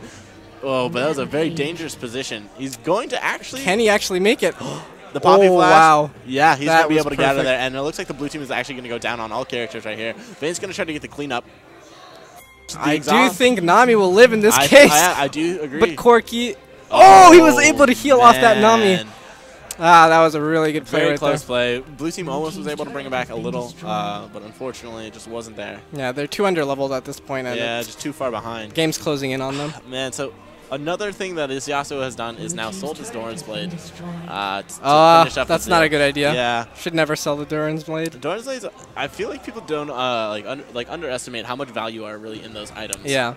So unless you're replacing it as your last item with another full item, I would almost never situationally get it. Unless, you know, you're about to go into an important team fight and you only have enough to fill it up with like a BF sword, then you might try to save the game there, but it's not usually a good idea to sell it. It's rarely ever worth to sell a Dorns for this early.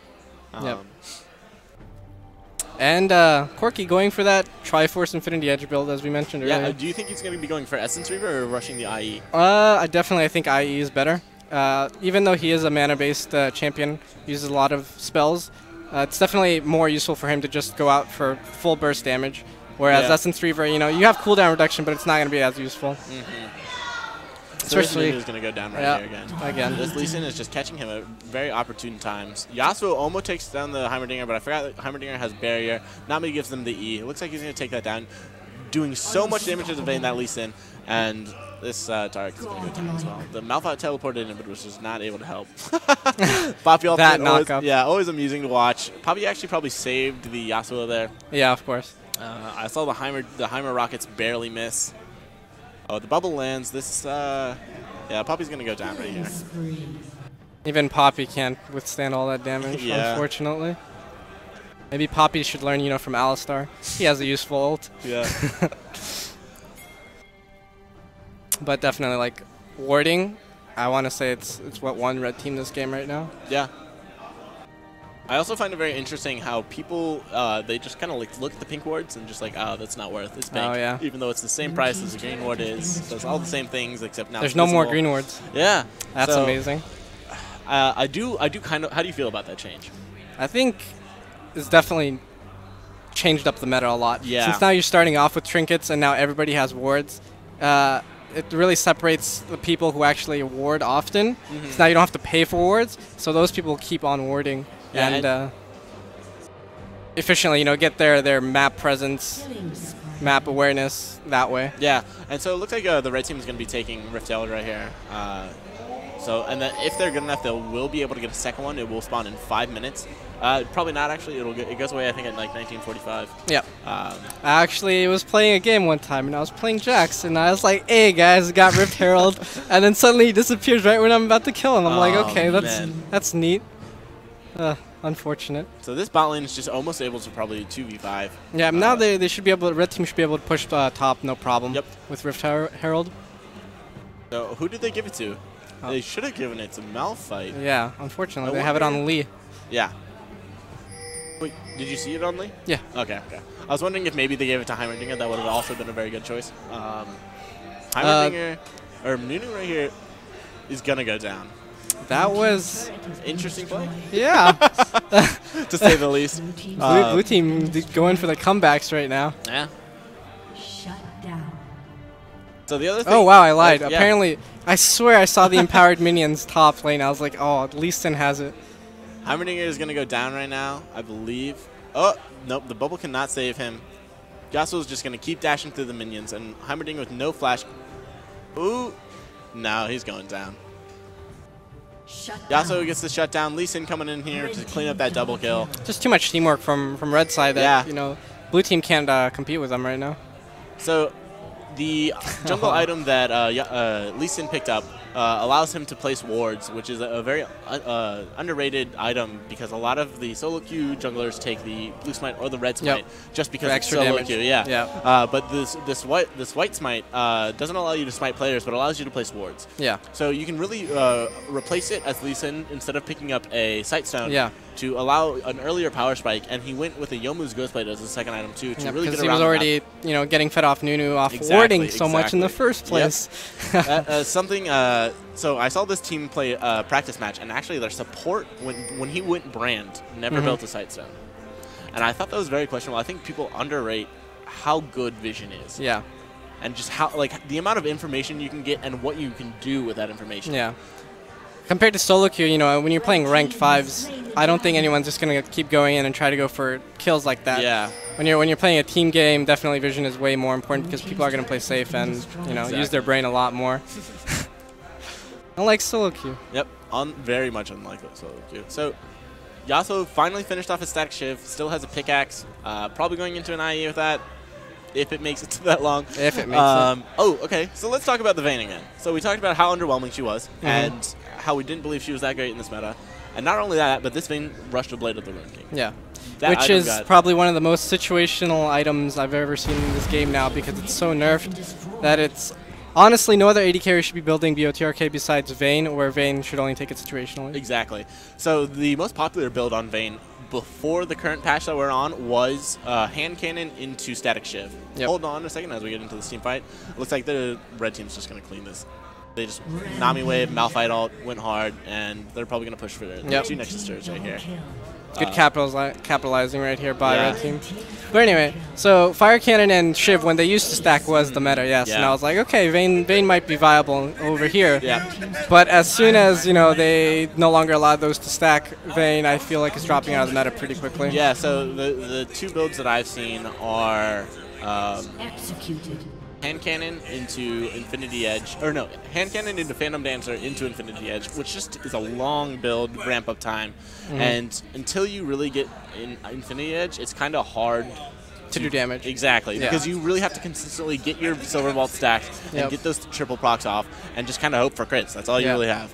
And right now, I mean, Vayne, before this meta, was benefiting off BOTRK doing % health, but now you can do Lord Dominic's. Yeah. And basically does the same thing as BOTRK, but now every other AD carry can build it in their path. So. Yep. So we'll be back into it the next game. It will be starting soon. Good game. I believe it's you. Yep, it's me. Versus the Goon Squad, is I believe what they're called. Yep. So we'll be back in a couple minutes. Thank you for joining us. And we'll be back. Thank you.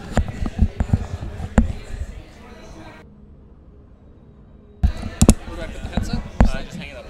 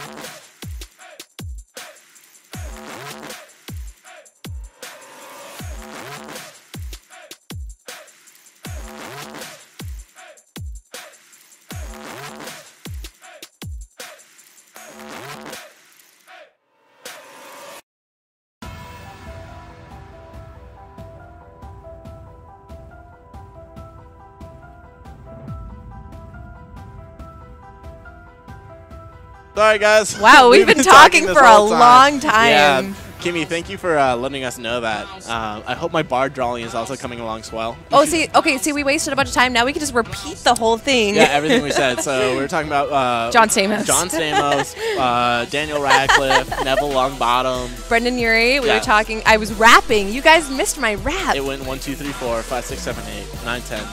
No, you fucked it up. See, I gotta do it. I think there's... Okay. I'm not gonna do it again. What? No, you guys missed out. You just said let's repeat Well, actually, everything. we were asking... That's why they didn't give us a topic. Yeah. Oh, what do you mean you know? What do you know, Kimmy? What do you know? She knows everything.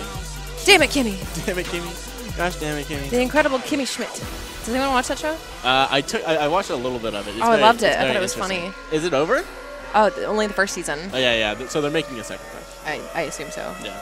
Karate chop. She's such a great character. Oh, like on The Office? Yeah. Yeah, she's good. Well, I feel like she plays the same character roughly in like a lot of the TV shows. She plays an idiot. Yeah. But she's she's adorable great at idiot. it. Yeah, no, she's really good at it. Did you ever watch The Mindy Project? Because she's on that The briefly. Mindy Project? I did not. Also, the girl from... It's Mindy Kaling. What? Oh, that we were talking a long time. Yeah. Accurate. Yeah. Kimmy, you should link. I want to see your progress on my picture if you don't mind. So if you could link that in chat, I'd really love to check What it out. picture? I asked her to draw me a really interesting Bard picture where all Bard's meeps are kind of like just causing like Oh, that hectic sounds and cute. yeah. So it's just all the meeps are like. You should have done the Snow Day Bard. It was unfortunately not out, and she's been working on it for a while. Well, I don't know if she's got other drawings. Oh, so you're just putting the pressure on her. You're like, hey, Kimmy, hey, since we've got a bunch of people in here listening, you should show us that drawing. A bunch of people, all 9. No, she probably won't like it, but I'd love to see it. So what else were we talking about? Daniel Radcliffe, Jason, Drake, and Josh. Oh yeah, and I was mimicking Josh's voices. Oh, all right. So we're it's actually time. jumping into Champs Law. So we're about to go live. So this will be the better of the games. All right, let's see who's going on over here. Thanks though. I just want teams of sexy girls. That's all I want. Actually, my ranked 5 team is named Sexy Ladies. Oh, I like and our little tag is Girls Mate. You girls mate? All right, so The Jax band is, Jax. Yeah, so he's very strong because of Ginsu's Rage Red just being ridiculously overpowered. And I love to call this new champion just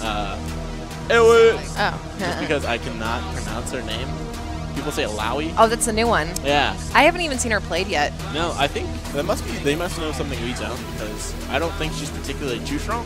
Very easy to counter. I don't know what they know. Darius, okay, yeah. Darius is a pretty common ban. Lee Sin. Yeah. They just saw. I don't know who plays that. I always ban Blitz because I have a personal vendetta with Blitz. Yes. You just kind of catch his hooks on the face. Every time. Every time. Or I'll get really good games where I just dodge them all. That never happens, but it has happened once. LeBlanc, okay. Yeah, okay. LeBlanc, they just saw that Shy Boy wreck on LeBlanc with 25 stacks on the dice, so they are wary of that. Yeah. But yeah. He's over there like, God damn it. Any Trundle supports like in IEM today? We have not seen a Trundle support. I know that Valkyrie, also the challenger player, Tom Kent, is very adamant about how good Trundle support is. I'm not a fan of him personally. Maybe you can convince Remy to play him, David, but we'll see. I don't think we'll see any in this tournament. I think we'll see more standard supports probably. But Tom Kent, yeah, last ban. So Brand is here's your Brand crazy. I was about to say someone mentioned Brand last. Italy. Zex, that's his main champion, is Brand. He'll probably tell me that it's not in chat, but it is. But it really is. It really is. But seriously. So Nidalee getting picked up, very mobile jungler, very aggressive. Like I said, this meta is all about aggressive junglers since the game don't last too long. And you really, high mobility junglers is really where it seems to be at right now, like Nidalee, Kindred, Lee Sin. Ooh, Misfortune. Elise. I know you don't like her, but... Yeah, Lucian is pretty much pick ban just because the culling is so strong. His laning phase is very strong as well. And Misfortune getting picked up here for the blue team. So Taric, this is the 3rd Taric we've seen today. I've never seen... I'm not a fan of Taric. Yeah, no one is. Boring except champ. for these people. I don't fully understand. That's why they win. No comprende, compadre. So Udyr. So this is where that Udyr ban probably came in. Gonna get picked up there by the blue team, by the Goon Squad. Mundo left open again. That is 100% ban for my team. I don't. Here. He's just too tanky and too hard to deal with. You really need some AD like Vayne to just go through that health. And Quinn. Quinn is I haven't seen Quinn in the. Make up your mind. Jinx. Ooh, Callista. I do think Callista is a very strong pick. Raven. What are they thinking? They can't decide. They just can't make up their mind. No.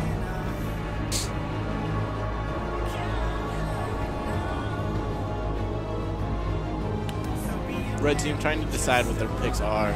Looks like they're going to be picking up the Draven and the Mundo. Mundo currently probably the strongest top laner in my opinion. Just so much sustain, damage, all around. Vayne. Yeah, back to the Vayne. Nope. Nope. Draven. They're trying. Okay. They chose Draven. So Draven's going to be locked in here. Very risky AD carry. You really have to get the snowball rolling. You want to get those captions as soon as possible. And the Zir insta-lock for Sentinel Chaos. I know he's been playing that a lot today. He's been practicing. So Zir is a very high skill cap mid laner, especially with a lot of the nerfs that he's been going through, but still very prevalent in the meta. All right, so I've decided for this game, I'll just make sound effects. Oh, okay. So, are you just gonna be like a pew pew pew pew? just a soundboard is basically what I'm dealing with? It'll be good. When you go silent, I'll just start making noises. Okay, dude. Oh well. Yeah, I'm just gonna be silent the whole match now. All right, Shen getting picked up in the enemy. Oh, here we go. Oh, it's gonna be a wet noodle fight in the top lane. Shen versus Mundo just beating each other, but nothing happening. With nothing but noodles. Yeah, nothing but noodles. Just the classic pool party. Noodles going at each other. And Zed is a very bang bang bang bang. Yeah. So every time my buddy Dragoon ults as Lucian, all he does is say bang bang bang bang bang. That's funny. Bang bang bang bang. Is it bang, that bang, guy? Bang. Yeah. Yeah, that's funny. One of the best. You should say pew pew pew. That one's better. Yay, Draven. So G-Slane has joined our chat in Season 3. He's a very modest player, just such a nice guy. But in Season 3, he was the top 3 Draven in NA. And I have the, I guess, the opportunity to play with him and duo with him. He's such a great guy. Him and Kimmy, great people. So we'll see how Draven turns out. It's an honor to have you in our chat. Yes, it is. It is. Welcome. Welcome. Welcome to the cave. This is your home now. This is where you belong, and you will stay for eternity. Candy Mountain. Where are we going, Charlie? Oh, they stole my kidney. Just wakes up with a sewn stitch. So I like both teams. The red team is going to have a little less wave clear, but should be fine with Zed. Udyr, I'm really interested to see how he does. I haven't seen him much in the current meta. I wonder if he's going to be going Devour or Cinder Hulk. Shen's pretty standard against Mundo. Great map globals with the TP and his ulti. Misfortune is just a very strong ADC right now. And Brand support is also strong. So Nidalee jungle also strong for the red team. Very mobile, can put a lot of pressure out and get a lot of vision on the map with her W trap. Terry, he's support, just all around strong support. Nobody likes him. Get out of here, Terry. And Draven at ADC, very risky, but really snowball if allowed to. If he gets the early kills, early cash-ins, a lot of money. 20 kills? Get 20 kills in the game. How much are you going to bet? Yeah, Mezzo, do you know this Zed? Because if so, he played an extremely strong LeBlanc before this and really put out a great demonstration of how to utilize assassins to their maximal potential. So are you saying 20 is too much or too little? 20 is a lot. Yeah? Because he will be going against a higher skilled mid laner this game. Sentinel of Chaos, I've seen him really be able to... He's a mechanically strong player. Who is it? It is John or Shindo. Oh, Shindok? Yep. Oh, I love that guy. Yeah, same here. Oh, he's so funny when he rages. So I'm gonna let you guys know. He likes to sit in front of the TV in the front of the cave and scream. Yep. He screams. He's actually very quiet when he plays, which I think is incredibly interesting because when you watch him watch the TV, he's flipping shit. Yeah, it's left and right. He's one of those screaming. He stands up. It's awesome. He's one of those sports fans that when somebody scores a touchdown, he's just like, what? Why? He's like, one more, and he gets he starts standing up. He gets higher and higher until he's fully standing up and jumping up and down. But when he plays, you don't hear a word. No, actually, I was able to watch them practice, and he's a very calm and tries to talk to his team a lot and communicate. So it was very... I guess it's just a different game when you're just watching it. Yeah. So we'll be getting into the game in 30 seconds here. There was someone in here earlier that mentioned that they... yay. Yay. That said they prefer just to watch the game than playing it because they used to play it, but since it changed so much, they're not a fan anymore. I mean, it's always fun to watch games. if you can understand what's going on. Right. The only time I've been to a league tournament that wasn't here was LEC2. That was interesting. That was a good one. Yeah. I only watched probably like 3 games. Any big names there? I couldn't tell you because I don't remember that kind of stuff. Yeah. I don't know it well enough. But yes, there was a lot of people that were like previously like pro, and then had reached their peak, came back down. So if you could actually switch it to verse screen, is what we'll be having. This one? Yeah, that's what we want. Oh, look, we're back. All right. So, oh, you're right. Pool party. Yep. So kawaiiです。Yes. Yes, you know. Helicopter dick. Helicopter Whoa. dick. Too impressive chick to the helicopter dick. What? Oh, here we go. All right. So we'll be getting into the game right now. It's going to be interesting to see what items they all start with. So Udyr goes once again with a mana regeneration item. I don't feel like that is a very strong start. I understand that Udyr uses a lot of mana in his jungle, but you can really get blue and just really nullify your mana problems. So I haven't seen this skin. Who? Oh, that pool one? Party in particular. Oh, the Draven pool party. Right. Are his swords pink? Are they noodle swords? What are they? They are styrofoam. Oh, that's awesome. And I think they're yellow. Oh no, they're pink. Oh, so he's gonna be face checking. No, he's not. He gets that ward down, and they're gonna be able to just do a standard start. Draven music's still playing. Oh yeah, get the music. We need to alt tab.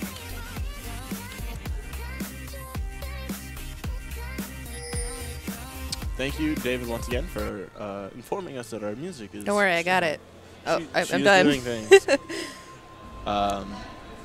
So red team's going to get the ward down in that tri-brush, and blue's going to ward the same tri-brush just to make sure they know it just looks like a standard start, getting the wards out, trying to nobody going into the enemy's jungle to get the vision to where the jungler starts. So it really nobody knows where the jungler is starting. And it looks like Shen and Udyr will be starting top, so Udyr will be getting that blue fairly early. My name is John. My name is John. What's your name? My name is Dan. Matt Damon. Oh. No. All right. Lo siento. All right. So this is just standing mid lane. Azir's going to want to push this, try to get level 2 before the Zed. Misses the first ES. What a scrub right there. They lease the Gromp for Nidalee. Nidalee's going to take her blue. Just standard starts here. So last time I saw this team on the blue team practicing, this Brand actually did not get a sight stone, which I was talking about last game. So it's going to be interesting to see if he can apply the early pressure, which he wants to do with Brand.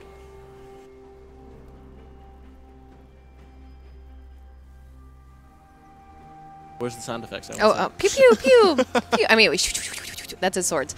That's his swords. Oh, here we go. Azir missing a lot of the harass onto this Zed, using a lot of mana. Pew, pew. That's Misfortune. Why does she sound like She's that? She's 8-bit. Oh, fair enough, fair enough. It is video game MF. Arcade Misfortune.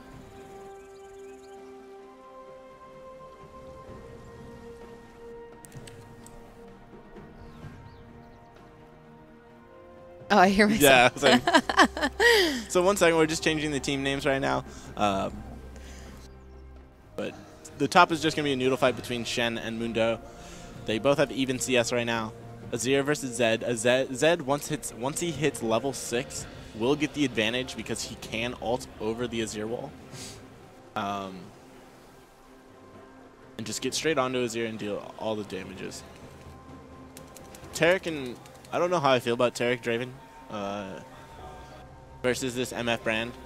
It's going to be hard for the Taric to really keep up with the Brand damage since his heal isn't too much. The Draven and the Taric really needed to press for early level 2 to really get the advantage in this lane, and it looks like they're just going to be falling behind. Taric already has to back, and he started with the regen bead, which is also odd. That's probably why he had to back so early. He didn't get any potions. So instead of opting for 3 potions, he got a regen bead, which is I would never advise as a support main. You would just get a lot more use out of 3 potions, giving 150 health, rather than buying a regen bead and slowly regenerating that over time. Not only that, but if you take the mastery in the middle tree, you will get mana back as well from potions. And it'll last longer, so why not? Udyr's trying to farm it out against the Nidalee, who he has more increased farm. Talk about Joyce. That's your nickname. Nothing to talk I about. was talking about stuff. And then She was making sound effects. So Udyr here in the mid lane. Achilles back on the mic here. The man. The The man. legend. The man, the myth, the legend. Yes. So nothing. So the Mundo and the Shin want to fight. I don't know why. Yeah, no, I don't think either of them will be getting beneficial trades. Maybe if the jungler wants to try to get some aggressive gank up there, it would look like that they're keeping it in a very good position where the Nidalee could come for a lane gank, but Sure. I don't think that's going to happen. Nidalee seems Got to a gank be and prefix. enemy. Actually, Nidalee is in the enemy blue, so could go if they want to tower dive if the Mundo is hitting 6 soon. This bot lane is just going to be a farm lane. I don't think they're going to be able to get any pressure on. It's just so hard to kill Derek. Well, I think the brand is an obvious pick, and I didn't see pick order, but if the Tarek was picked after the brand, before the brand, yeah. So that was a good pick. Yeah, that was a for great brand. counter pick. Yeah. Yeah, because the armor coming out of It's Tarek just nullified. is insane. Yeah. But Brand doesn't care about your armor. He right? does not do AD. No, he doesn't care about your armor one bit. Yeah, so Tarek also picking up boots. Udyr coming top here. Yeah. Wonder if he can get anything off. The taunt goes off. Udyr's coming up in the turtle stance, goes to bear, tries to gets the stun off, gets the Phoenix That's blood. gonna be first blood. Yeah, that's first blood. Hopefully that will really allow Udyr to now be able to focus the other lanes and just give Shen that lead so he can just stay top and just be that solid top laner that doesn't need any help. Right.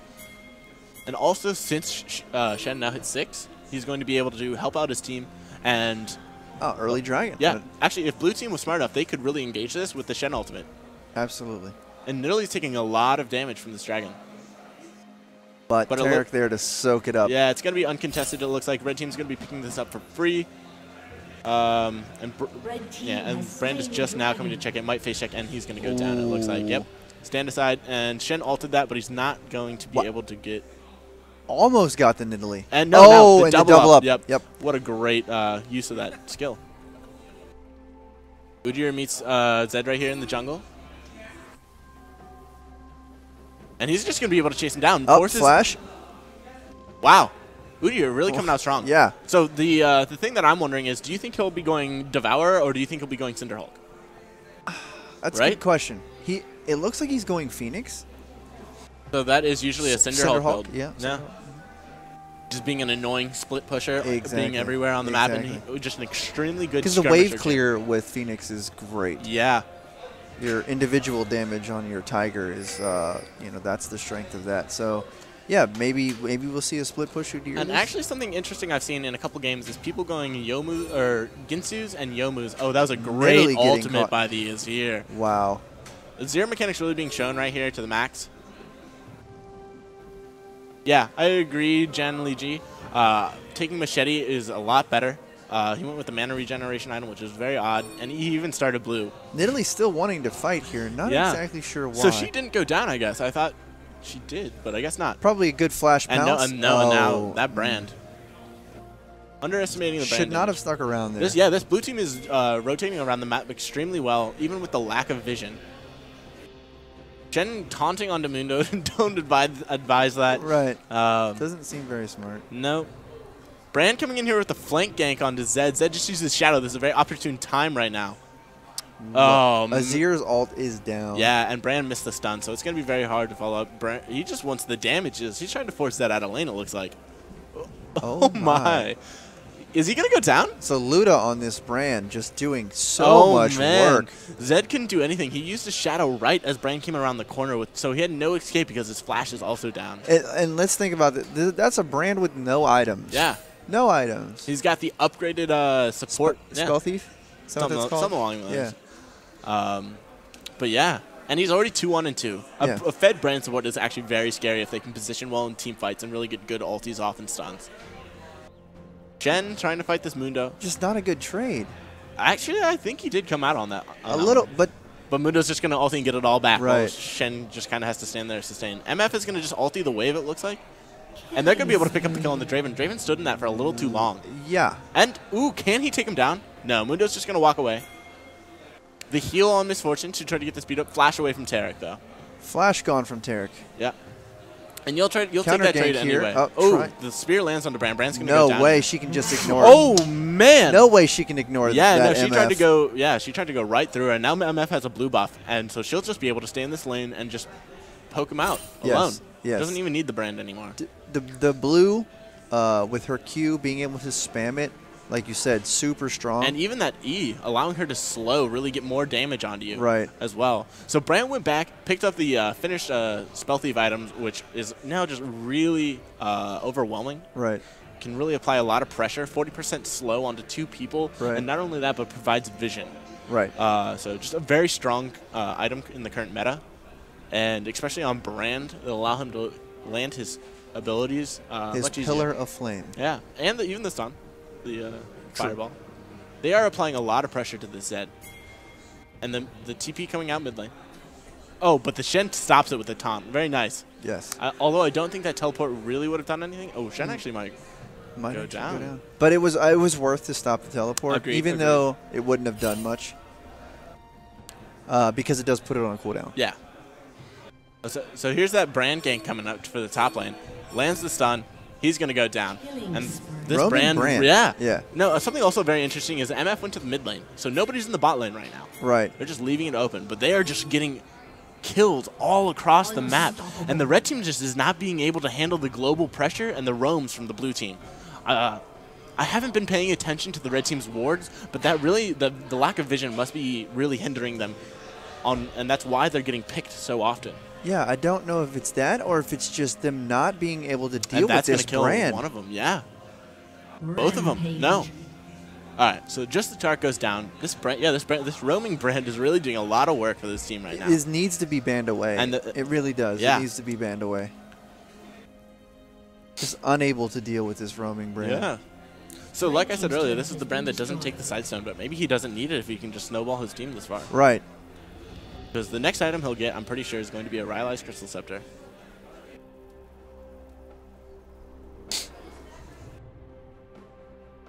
Udyr, like we said, the split push annoyance with just being able to clear the wave so that the minions can not only get denied, but also deal a bunch of damage to the towers. Absolutely. Spooky Ghost coming out from the Brand, really just applying pressure. Let's see if he can get Zed trying to go for the kill, and yeah. It's not going to be enough. Not with those 2 fed individuals. Yeah, no, the Brand was able to get the E off before the Zed took the Shadow, and then once Zed took the Shadow, it was an easy Q because of the slow. Well, it's 13-2, so Red needs to stop trying, or Team GG needs to stop trying to get in these fights. Yeah, so Draven's going to be able to cash in, but I don't think he's going to be able to live for it. No, absolutely absolutely so he goes not. down. 6-1 support Brand, doing work. So the bot lane in total is 11-2. Yeah. That's they are really doing work. And the Udyr now went with Warrior Enchant. That's kind of surprising since he's not maxing the Tiger Stance. Flashes onto the Nidalee. Nidalee also gets taunted. Brand's going to be able to get a good AoE ult. Actually, it's down. Yes. Blue team being able to bring it back there down gets 2 kills. They were positioning for Dragon, and I think Red team was unaware of that. Yeah, I think Blue team got the flank. Yeah. They have some vision. No, they don't. Red team had no vision. Yeah. I'm sorry. Those are Blue team's wards. So let's see. So down the line still we see on both sides they still have yellow trinkets. I advise once the first person on the team hits level 9 to let everyone know, just so that it's like, oh, someone's level 9. We'll be hitting level 9 soon. We should be upgrading and changing our trinkets to the appropriate trinkets. Right. Azir applying more pressure by just putting up that tower. I don't advise that, even if you are just going to back right behind it, because if they do take it down, that's I think it's 50 or 100 gold, which is not that much, but it's 3-4 minions. Hopefully Draven will take you down, and we'll see here. Yeah, definitely kind of kind of a waste there for Azir. And it's a long cooldown as well. It is a very long cooldown. Although it is his passive, so. What is it, 3 minutes? I don't know. Something like that. It's a long cooldown. It is. So MF being able to free farm down here and target just being alone. With their ADC mid, I guess they're just trying to keep this tower alive right now. Spooky Ghost coming out from Brand. They're going to get the gank. Let's see if that slows enough. The flash, ooh, so both of them had to both flash. MF flashes to ult and is just going to get the tip of her and take her down. Red team's turret has been destroyed. I'm being taunted off stream. Yeah, Sorry. because your dimples are too good, I think. Apparently, yeah. Something like that. Something along those lines. So blue team now just being able to take advantage, really force their way into the enemy jungle and just take what they want. Well, at this point, you know, it's hard even for red team to turtle up. Yeah. The gold deficit is pretty substantial, and we're only 15 minutes in. Yeah. The no objective focus from red team. They haven't gotten a dragon. They haven't gotten a tower. It's going to be a struggle. I haven't seen a pink ward been put up either. Right. They need defensive wards. Yeah. They need to turtle up. They need to play safe. Yeah, because they scale decently well into the late game. Yeah. With a Mundo, and Draven just always does damages. Right. Mundo's going to go down right here. Easy tower dive since both Shen and Udyr are very fed. And with the warrior enchant on Udyr, he's going to go down. That death mark is going to take him down. Yep. Okay. Pulling it back here slowly. And Vision is only going to help Zed pick off. Yeah. He's going to be able to safely pick off targets with Vision and find out where just the alone targets are. The isolated targets. Draven just running out MF can take her down if he has lifesteal. Okay, so I think the MF underestimated. Yeah. Ooh, so close. The soldier was just a little too far away. We have a teleport coming in here. Yeah, I wonder if he'll be able to get, the Azir will be able to easily get away. What's it called? Shrima Shuffle out. Yep, Shrima Shuffle. So Azir's just trying to keep them pressured mid lane so they have no idea where anybody behind him is doing. Udyr's trying to invade this Krugs. They have a pink ward. He's getting a little overzealous. Azir going in full. Not really being able to get anything. Shen's kind of just showing his prowess. They did take the Rift Herald, which I missed, and gave it to Shen. Right. So he should be split pushing really with that buff instead of trying to team fight. Yeah. So the Rift Herald from this brand. For the people that don't know, the Rift Herald is basically a solo Baron buff. Yeah. So once you kill it, and actually, so how it works is once you kill it, the team that kills it is the only team able to pick it up. Actually. Right. I thought that you would be able to steal it, but that's actually not how it works. Right. The medallion drops. Yeah. Right. I thought it was going to be a mini Roche where you could, steal it, but nope. Right. So this holy MF damage. Yeah. That is, again, they're trying to pick fights that they shouldn't be. This needs to be super safe. Farm up. MF able to wave clear right there. Not looking good for red team. Not one bit. So Azir once again puts up the tower just to be annoying, I think. Yeah. Well, also if the red team tried to engage, they just go under that tower, and that tower does a lot of damage. Right. That tower, I die to that all the time. Actually, guilty as charged. MF just coming back down to farm, trying to 1v1 the Draven. Draven, I think with red buff, is just gonna take her down. This MF trying to solo the Draven, that's not... That was a pretty silly engage. Yeah. That was a pretty silly engage. Not only that, but I believe the MF had less. It was already at the start. Chunked down a bit, right, yeah. And Draven with BT is actually one of the most deceptive ADCs to try to take down. Right. Gets a lot of lifesteal with the increased AD when he has spinning axes. Going to see a chase down here? Nope. No. Even, I hope not. Oh my. Oh my. The flash from the Shen, but he does not have the energy to do the taunt. Right. How unfortunate.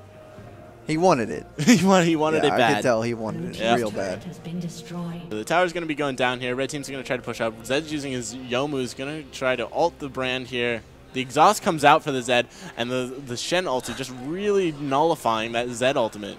Zed's going to go down for almost nothing. Just the Shen ulti. These pick choices, I'm not understanding too much. It makes sense. The picks, like Zed is great into Azir. But not when you're making desperate plays. Yeah. Exactly. Making really desperate plays. Things that make our job hard. Yeah, because we're really just sitting here questioning their choices. Yes. Yeah. Oh my Azir damage. So Shen just has to taunt in there and get 1 Q and finishes off the Nidalee. And this Nidalee is super squishy. So most Nidalees I've seen is they just try to farm hard. If they can get a good gank, they can, or they will. Right. But they'll just try to go for the Rod of Ages as soon as possible. Right. Because that's... a little beef. Yeah, a little beef, and now gives the same amount of AP fully stacked as a Death Cap does. Right. So it really just makes you a very annoying and sustainable top lane, jungler. Right. with a lot of damage. And I believe we were talking earlier about how skilled Nidalees are always so nice to watch. Unstoppable. Dead going in alone. I just don't. You have to, right now with where the red team is at, you have to walk as a team. You have to just move as a team, unfortunately. They're trying to get the vision out, but it's just not enough. It looks like they have part of their blue jungle warded in a little bit of red. So they're putting vision down. Yeah, this MF is now... Or no, the brand has finished his Rylai's and has picked up a Sightstone this game, actually, even though so snowballing. I do like that change, personally. Azir has finished his Gnasher Tooth, is almost on his way to his Zonias. The Rylai's allowing him to set up his combos. Yeah. Plus Spooky Ghost. Oh. Nidalee able to just snipe down the MF. MF stayed for way too long at a low health. And just Nidalee was able to pick her off with the spear. The Udyr almost being able to 1v1. The flash brand W into the ulti, allowing the bounce to just be a lot quicker and getting more off. So there's where that was a very nice Azir play, but not healthy enough and not enough of his team members to follow up on that. So we'll see that Shen and Udyr are just the only ones alive on the blue team currently. Well, at least the red team is grouping up now. Yeah. So if they can just stall for a little bit longer, they might be able to bring it back. It's going to take a lot since the red team or the blue team is so far ahead. Right. But it's possible. 10,000 gold deficit. I've seen worse. Yes. I've seen worse. Yes. That deficit. I mean, at 21 minutes is pretty harsh, but at 40 minutes, that's not so bad. Yeah. So if they can drag this out. This Mundo trying to back, but just gets caught by the MF. Make it rain.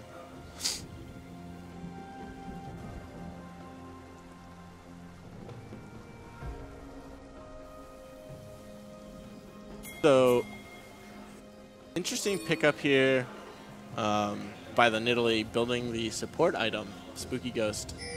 I've never seen that on a jungler. I understand mid lanes, but I don't know about junglers, especially Nidalee. Not too sure why.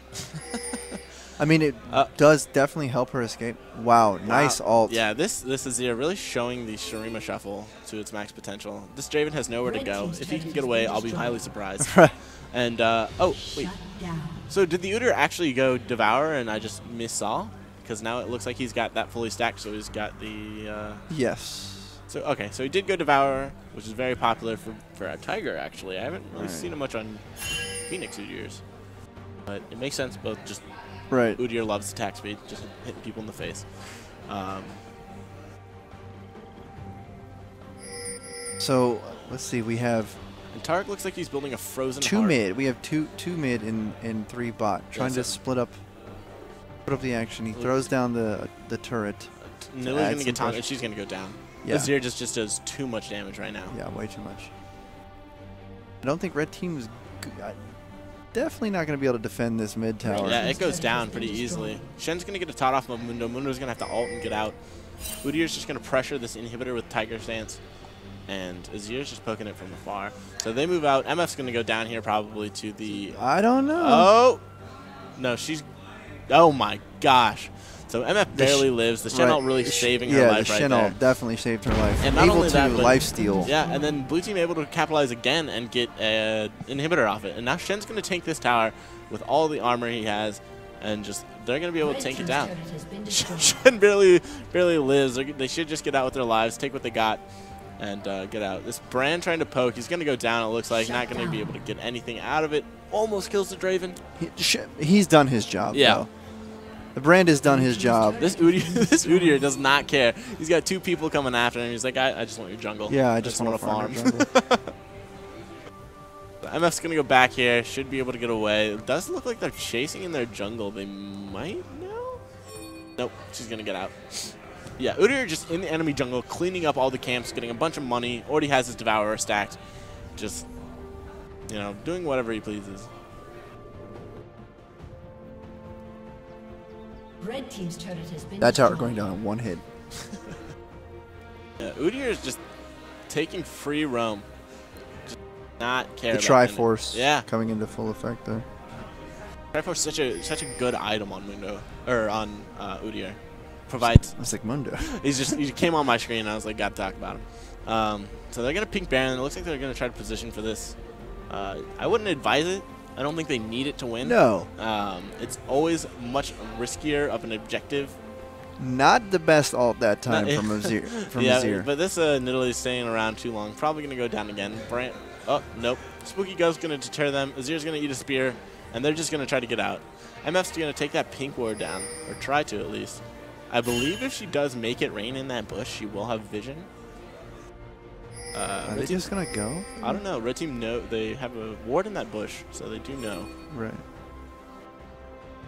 Shen is split pushing bot, which is very effective, so it's going to apply pressure bot and just get them. All right, here we go. We're going to have a fight over Baron here. So I wonder if Shen's going to TP here or if he's going to ulti. If I was him, I would try to TP first. Doesn't matter. Pretty uncontested. Yeah, his TP. Nidalee's going to go down, and they're probably just going to push for the inhibitor right here. Or maybe even game. Shen shut down early on that TP, just getting an axe to the face. Wasn't able to make anything off of it.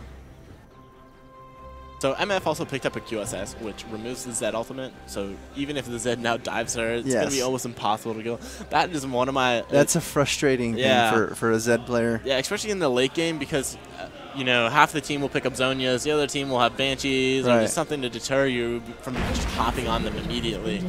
So that's why Zed late game is very hard to get kills with, just because they have so many answers for it. Right. So they take down another inhibitor. They're 2 inhibitors down right now. Red team just really has to turtle their best, try to get farm levels off of it, items. Yeah, I mean, them having 0 turrets, 0 objectives, I don't think they've gotten a dragon. Have they gotten a dragon? No. They haven't gotten a dragon. They did get 1 dragon. Oh, they did. So, yeah, that was the first dragon when Udyr went top. Right. Yeah. So that's going to be the 3rd dragon picked up for the blue team. That 3rd dragon is actually very good. Gives you the 3% movement speed bonus. And I always think movement speed is such an underrated stat people don't really think about. Right. But it allows you to apply more pressure. Yeah. Well, it allows you to get around the map faster. Allows you to chase better. Allows you to get away better. Right. Like when I was first starting playing this game, my buddy just told me to get movement speed quits because you can use them on anyone, and they're just really useful. It's just a useful stat that people don't think about. Right. More for roaming. Yeah. Roaming and split pushing. Or singed. Or singed, right. Wow. Yeah, this Udyr is just able to take down the... No contest. Yeah. Zedal didn't even move his health. Something I'm a little sad about is this Udyr, if he was balls to the wall, could have taken a Ginsu's Rage Blade, but it's just going with the Frozen Heart against all the AD. Right. Like Draven and Zed. And they're just going to clean up here. Just all fronts are the Blues just winning. Red can't respond. I don't even think they'll respawn before this Nexus goes down. Yep. Both towers, all 3 inhibitors. And that's going to be a dead Taric, it looks like, and probably a dead Mundo as well. Power overwhelming. Yeah. StarCraft. Team Goon Squad for the win. Yeah. So very easy to take down. Yeah, that's our last match of the round robin. So we'll be getting into the finals match here soon. Yep. And I believe it'll be a best of 3. Have we decided that? I think it is a best of 3. All right. All right. Yeah. So we will be right back, guys. We're going to figure out what's going on in the next round, and we'll give you an update as soon as we get it. Yep. All right. Thanks.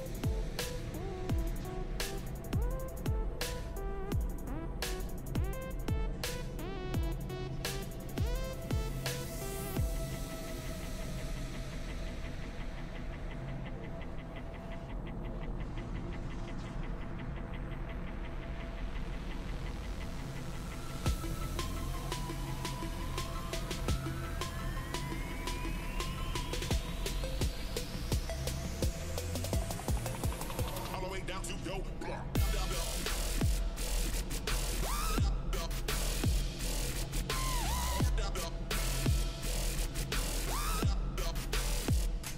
All the way down to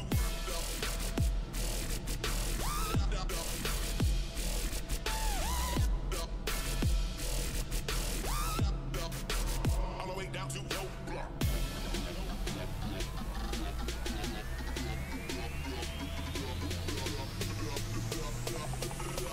Show me what you working with, I'll show you some of this back roll.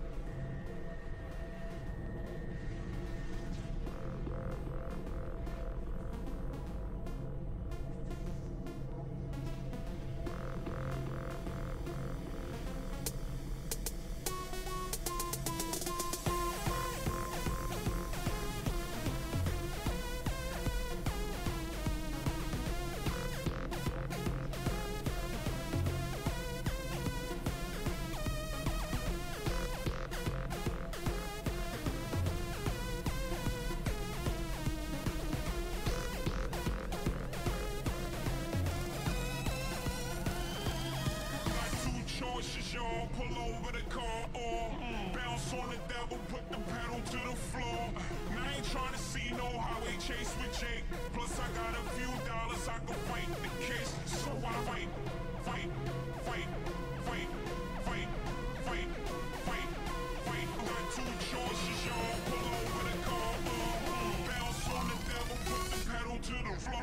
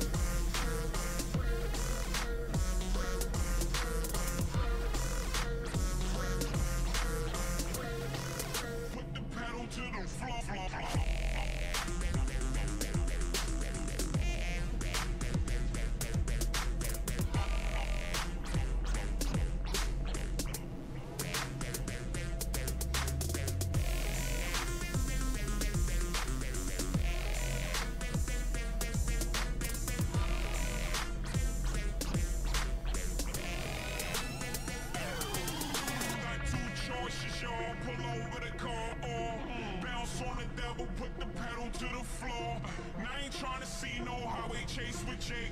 Plus I got a few dollars, I can fight the case. So I fight.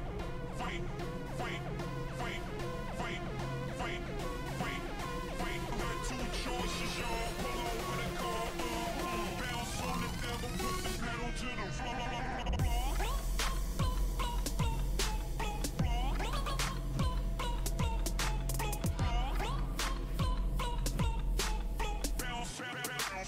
Pedal to the floor.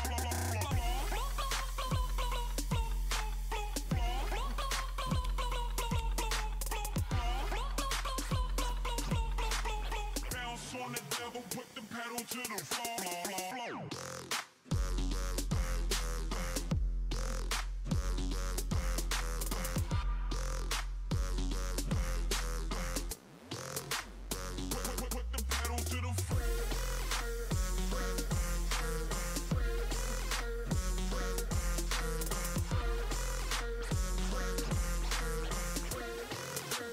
pedal to the floor. Pedal to the floor.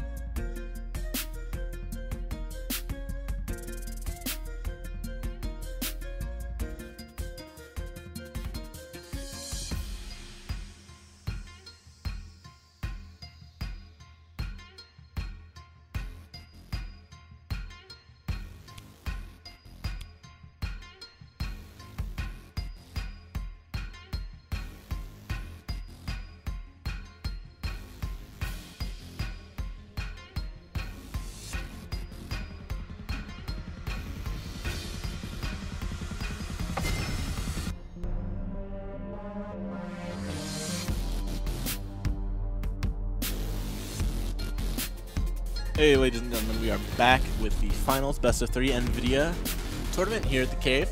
I'll be solo casting this game. Everyone else has been either out or is currently playing in the game. So let's see, why can we not see the loot screen?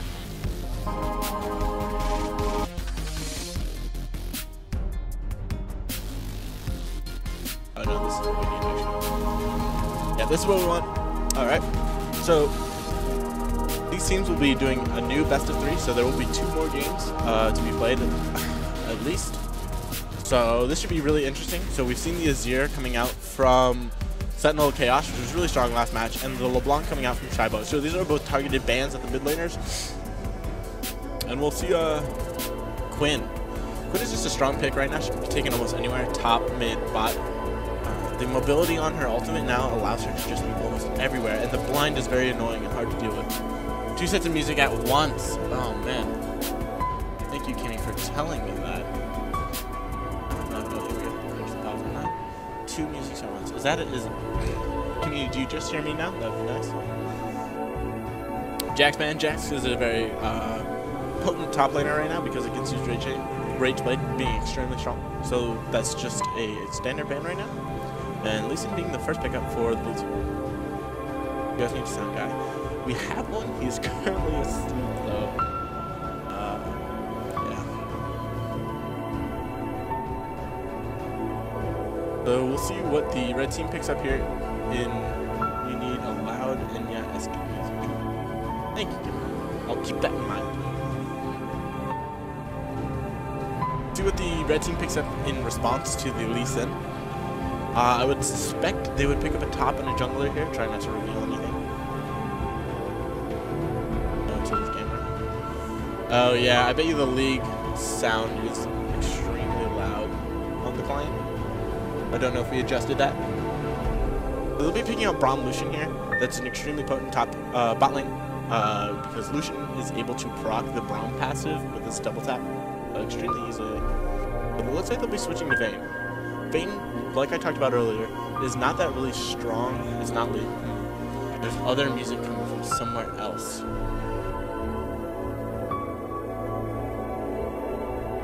don't know where you would hear it from.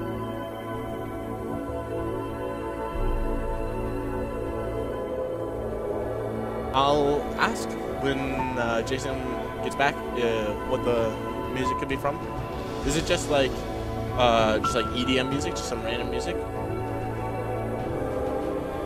So MF Alistar picked up there, another really strong bot lane. Alistar being able to deal with the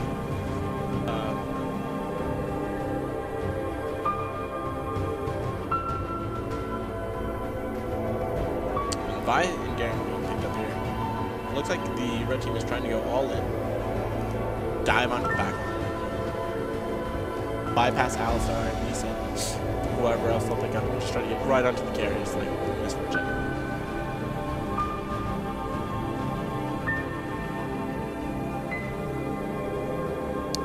It's floating on a cloud music. Right? So they're going to be picking up Malphite with an instant lock-in and a Brand again. Brand might be going mid. The hover. Orianna coming in for another just strong pick. Probably one of the most reliable champions in the mid lane. Just able to really play safe and will do a lot of damage in the late game. Scales extremely well. If you guys can tell me when that music goes away, that'd be nice. I'm trying to fix it right now.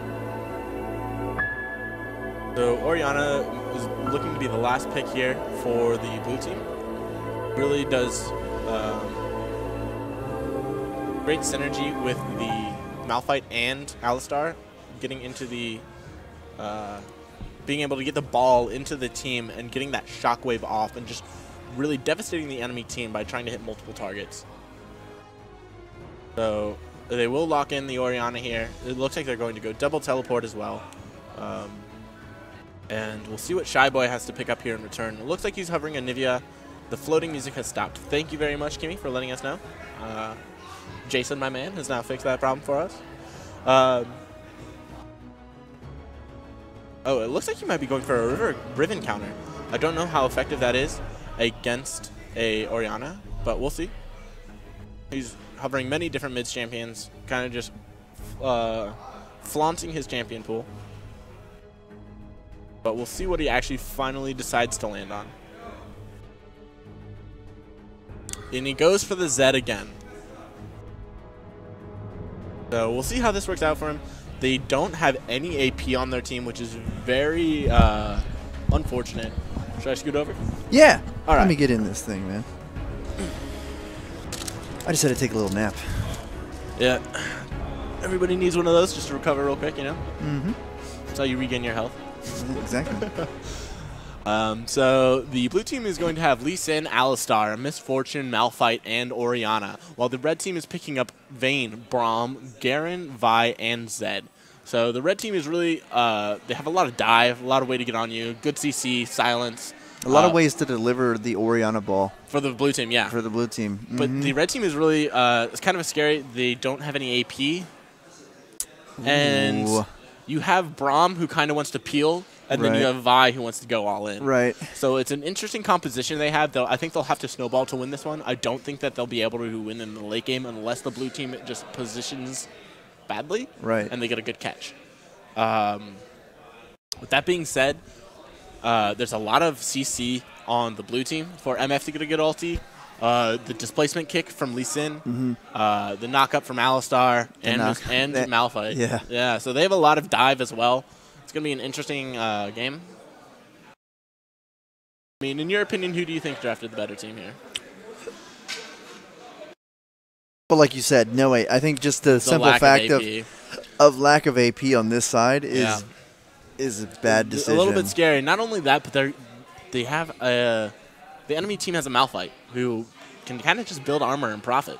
Yeah, absolutely. And if they had maybe an earlier game AD carry, and not Garen, because Garen's okay, but he really shines mid to late game. And not only that, but I think he needs a team with CC to kind of just allow him to run around the team fights and just kind of do Garen-y things. Yeah, spin to win and silencing people and such like that.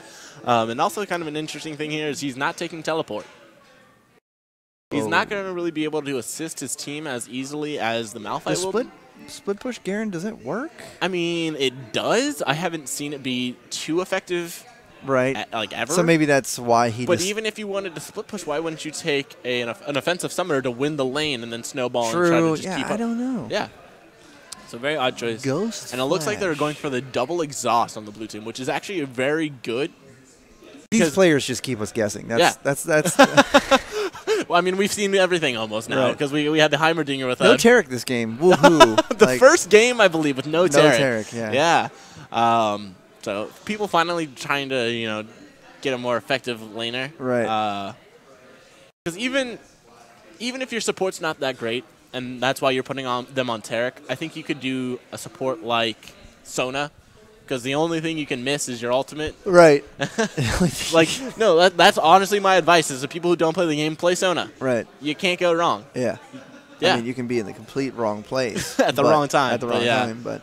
No, you just can't miss any abilities with Sona. So, we're going to be getting into the game here soon. I'm expecting Malphite to start with another Corruption Potion, but I wouldn't be surprised if he started with a Cloth 5. Kind of try to sustain against the Garen. Yeah, I'm really scratching my head because, like you said, Garen didn't take teleport. Yeah.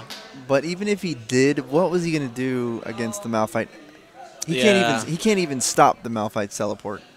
Yeah. I don't know if Silence stops it actually. I don't think so. It's a challenge. It's a channel. You have to be disrupted. Yeah. That's definitely highly possible. Yeah. I don't know how that interaction works. Oh, you're heading out? Oh, yeah. All right. Have a good ride. Be safe. Not till next month? Yeah. Be safe. Yep. And sell that jacket while you're in Georgia. Get rid of your Michael Jackson jacket because you can't even moonwalk. Yeah. That's just disrespectful to the man himself. Is it still Goon versus GG? Are we going to see a game? Yes, it is. It is Goon versus GG. Okay. But this is the first best of 3, so there is not a 1-up. I keep forgetting that I have my triple view. The triple view. Hit me up with the details, okay? All right, Mini Scar. A mini Scar. All right, Scar 2.0. I apologize. Yeah.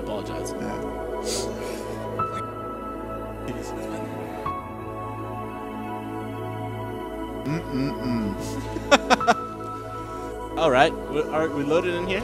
All right, there we go. So it looks like a standard start across the board. Looks like we might get an early fight here, except for Garen's just going top. Yeah, and also Orianna, instead of opting for the Doran's Ring first and then building the Spell Thieves, just opted for the Spell Thieves first. 30 seconds until minions spawn. Also,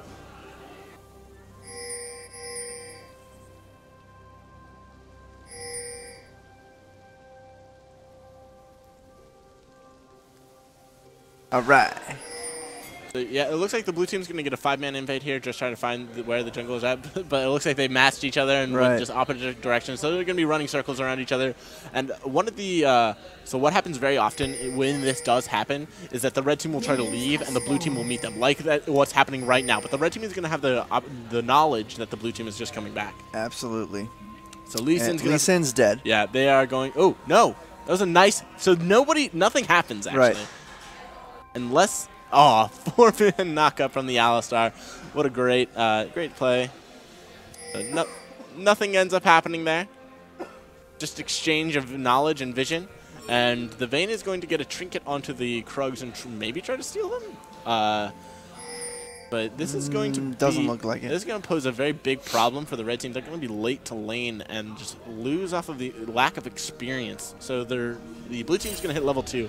And Alistair's level 2 with Misfortune is very potent because you can just flash on them if they are still level 1 and get the knock up and headbutt them into your ADC, and especially someone like Misfortune who has so much burst damage, really just get the upper hand. Vayne needs to be played very carefully or only exploit opportune moments because the MF will burst her so hard. Yeah.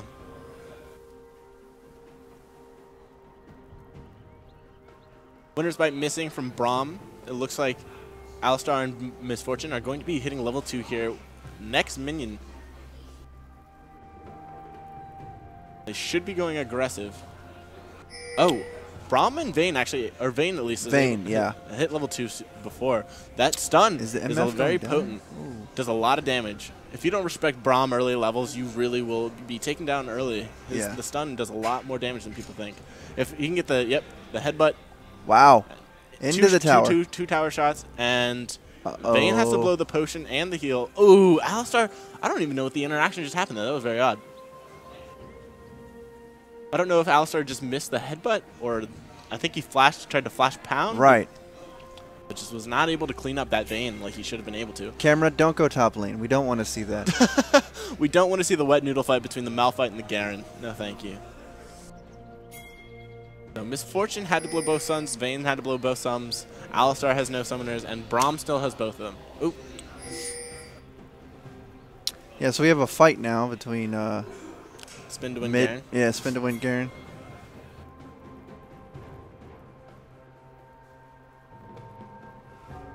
So on Alistar, he ended up going with a coin, but I actually would prefer to see the relic shield. I would too. Yeah. Really just gives you more regen in lane and sustainability. Also helps your AD carry if they're not the best at CSing, get cannons and such, especially under towers.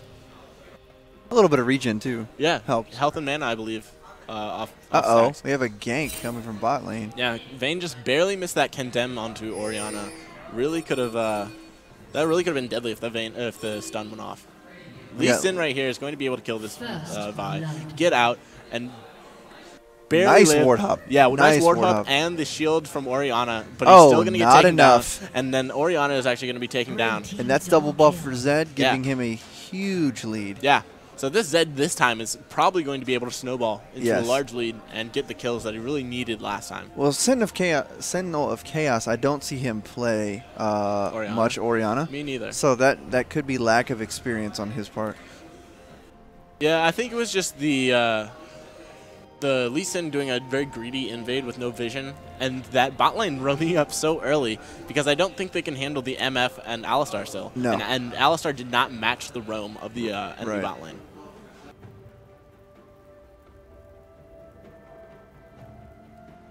And Alistar doing almost nothing. Little to nothing. Yeah, he's kind of just soaking XP, trying to zone. MF. I'm not even sure if he was getting XP at that. Yeah, I don't know as well. That distance. Yeah. So Misfortune just being able to get a free lane. Looks like there's going to be 3 roaming down though. She doesn't know about it, and this is going to be painful. Could be in trouble. She dodges the Vault Breaker. If Braum can land the Winner's Bite, oh, barely doesn't get the dodge off. She's going to get stunned under tower. She's going to go down. The Condemn from Vayne. Vayne's going to get that. Yep. Well played. Yep. Red team playing much better this time around. Yeah, just the rotation seems to be much smoother. Yeah. And I think it was really that level 1 start, being able to get more knowledge and vision on the enemy jungler, just knowing where they were. Right. Because that Udyr last time was really able to punish them with a lack of vision in their own jungle. So it's now 6 minutes into the game and not a single pink ward. Oh no, blue team has placed a pink ward. Orianna did a very aggressive pink ward on the bot brush into the river. Right. We're going to be able to spot a lot there. And it's a very odd bush, has very weird vision, so the enemy jungler might not even see that. Right. And so, Garen actually, I would say, losing this matchup. Yeah. The farm is not in his favor, and neither is the life. What? Okay. Okay. So no wombo combo. No wombo combo, indeed. Something also very interesting is this MF went back, sold the Dorns for the BF. I think she went back with an automatic gold, but I would Never. Like I was talking about earlier, I would almost never opt into selling a Dorn's Blade. Right. A lot of life, AD, and lifesteal, and it's percentage lifesteal. It looks like Vi's going to go down here. And Vayne. Didn't even see that. Yeah, Vayne got a little bit too close, and Double? MF just autoed her. If he hadn't have put that shield wall up, I think that might have been a double kill. Yeah. That might have been a double kill. That was a very good shield. Very good shield wall. Yeah. So Vi is extremely behind here. Has not even been able to finish her jungle item and picked up boots before finishing it. That's an odd buy. Braum picks up the very early sightstone there and a pink ward. Alistar just going to be like, hey, get away from my AD carry. Right. Not today. You're not taking her down. And Zed once again rushing a Cutlass, which isn't the strongest item anymore. I see a lot of Zeds rushing Yomu's Ghostblade. Just because the CDR, movement speed, attack speed on use. It's very good. Oh, the Vi did finish her jungle item. And picked up the warding one, which in ranked 5s is probably a better choice than solo Q smites. Sure. Alistar has yet to I don't think he's yet to be back to base. Still with the Coin of Ancestry. Right. Malphite picked up the Frozen Heart precursor. I forget what that's called.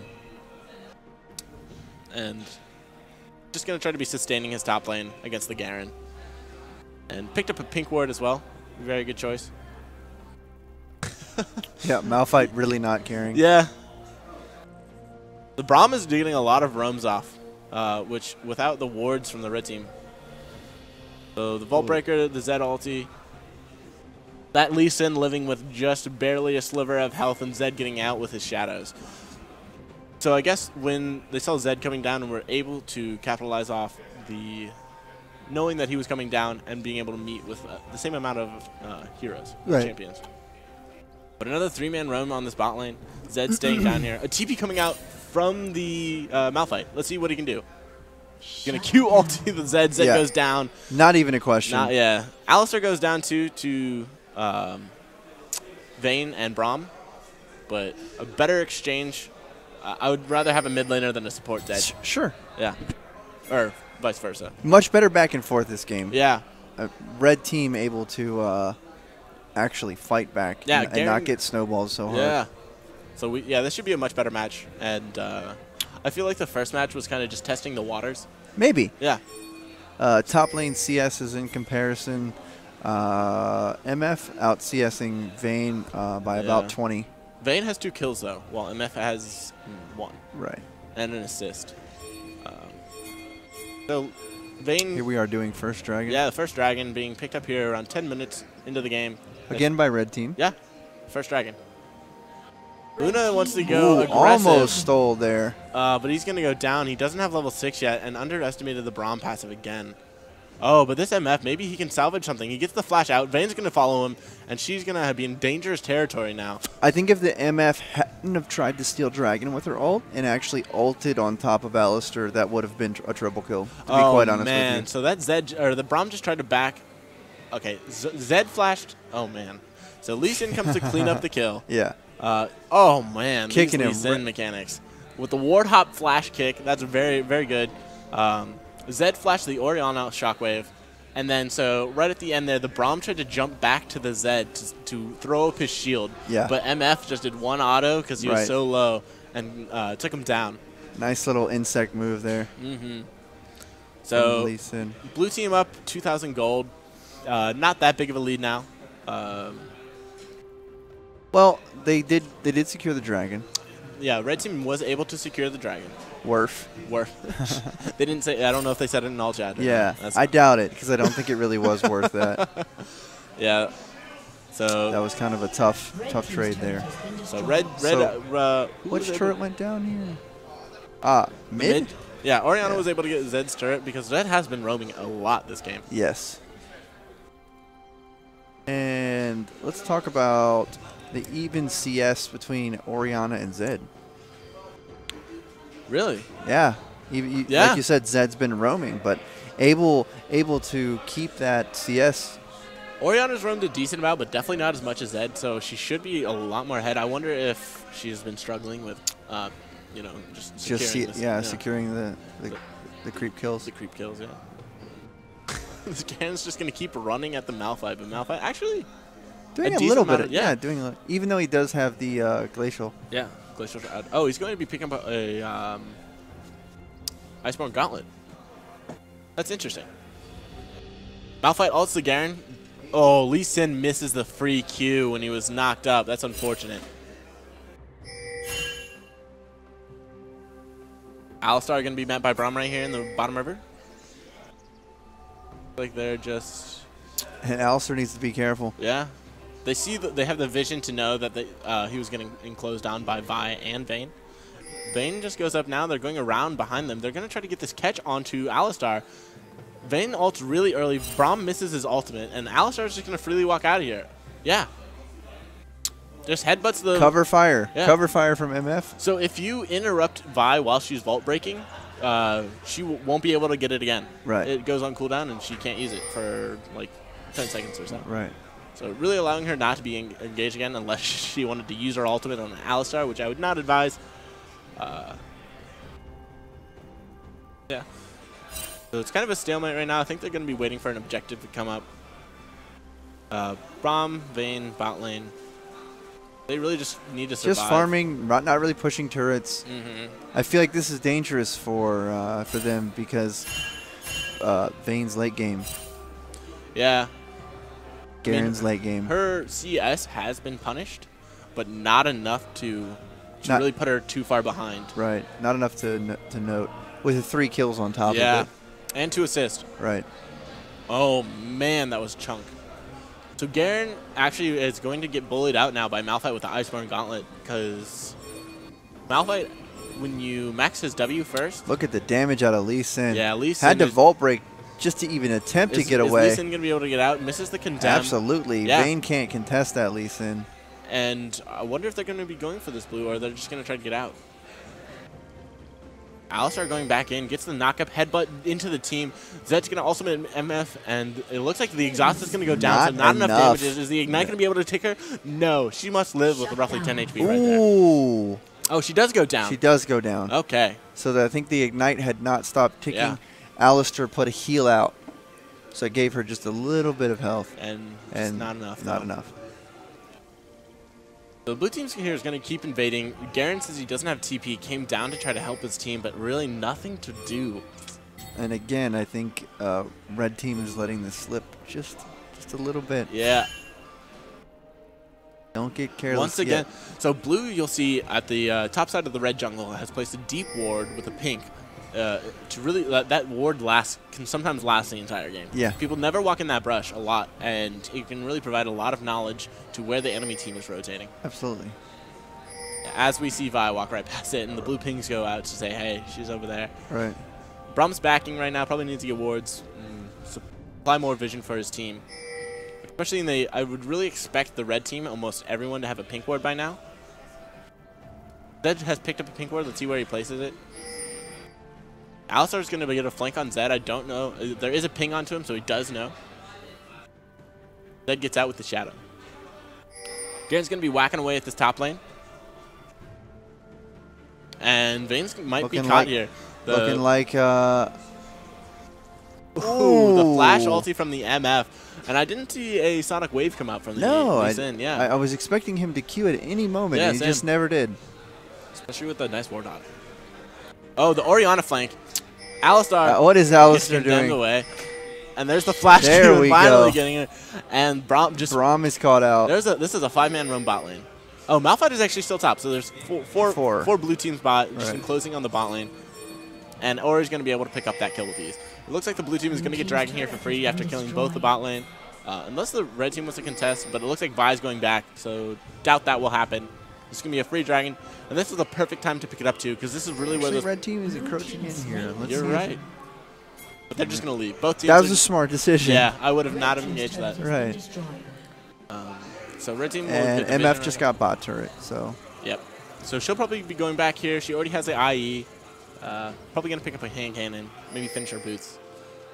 And Lee Sin once again rushing the Youmuu's Ghostblade and getting Ninja Tabby. An extremely worth pickup here against the full AZ team. Ninja Tabby really going to do work to help them survive. So this Vayne actually has picked up Pickaxe for her second item. I'm really interested to see where that goes. It's most likely an Infinity Edge. Right. I don't recommend that as the second item. No. You what really are you thinking, want Last Whisper? Last Whisper? I mean, not Last Whisper. Second item is another attack speed item. Help me out here. Phantom Dancer. Phantom Dancer. Yeah, that's what I would recommend. You really just want all the attack speed you can get with because they buffed. So like the buff they did for Vayne for the ADCs was increase the more damage on the silver bolts. So you really just want to be able to attack as fast as possible. Just get those silver bolt procs and keep going. And those are true damage. Yeah. Yeah. So armor won't help you. Alistair won't help you. Yeah. So they did finally find that pink ward, take it out. Red team is positioning for a gank on the mid lane. They have a decent amount of vision. MF still bot, but a lot of the red team mid looks like they might try to siege up and take down the tower. Oh, they already did, actually. Maybe they're posturing for Rift Arrow? I don't know. I bet we'll see a fight here soon break out, though. Yeah, Garen's still just AFK farming top. Pulling ahead just a slight bit in CS lead. The Vayne falling heavily behind in CS. Yeah, she's roaming a lot when they really need to be funneling a lot of the resources into her, because Vayne is a late game carry, a hyper carry. Yes. Can almost 1v5 if the Vayne is skilled enough. Right. Yeah, if the health bars are in the right position, she can 1v5. Exactly. So Orianna rushing as Zhonya's here, and no, she must be running HP Quints. It's very odd to see a Orianna get no Dorans or Rod of Ages, even with how buff that item is. Right. I mean, Zhonya is a good rush against the Zed, but it's not really going to be providing much damage. We have wow, a team that was a fight long here. Q taken in by the Lee Sin. Vi's going to be able to get out with the Sliver of Health. Malphite onto Braum. The lands the Q onto Vi. Didn't have enough energy, but was able to actually follow it up later. Q onto Zed, slowing him. And he's going to have to flash away. And that's all they're really going to get out of it. The Braum was completely caught out by MF. And just once again, caught in the ult. Yeah. Couldn't do anything about it. They're going to go for a tower dive. Wow. Alistar, one of the tankiest front lines.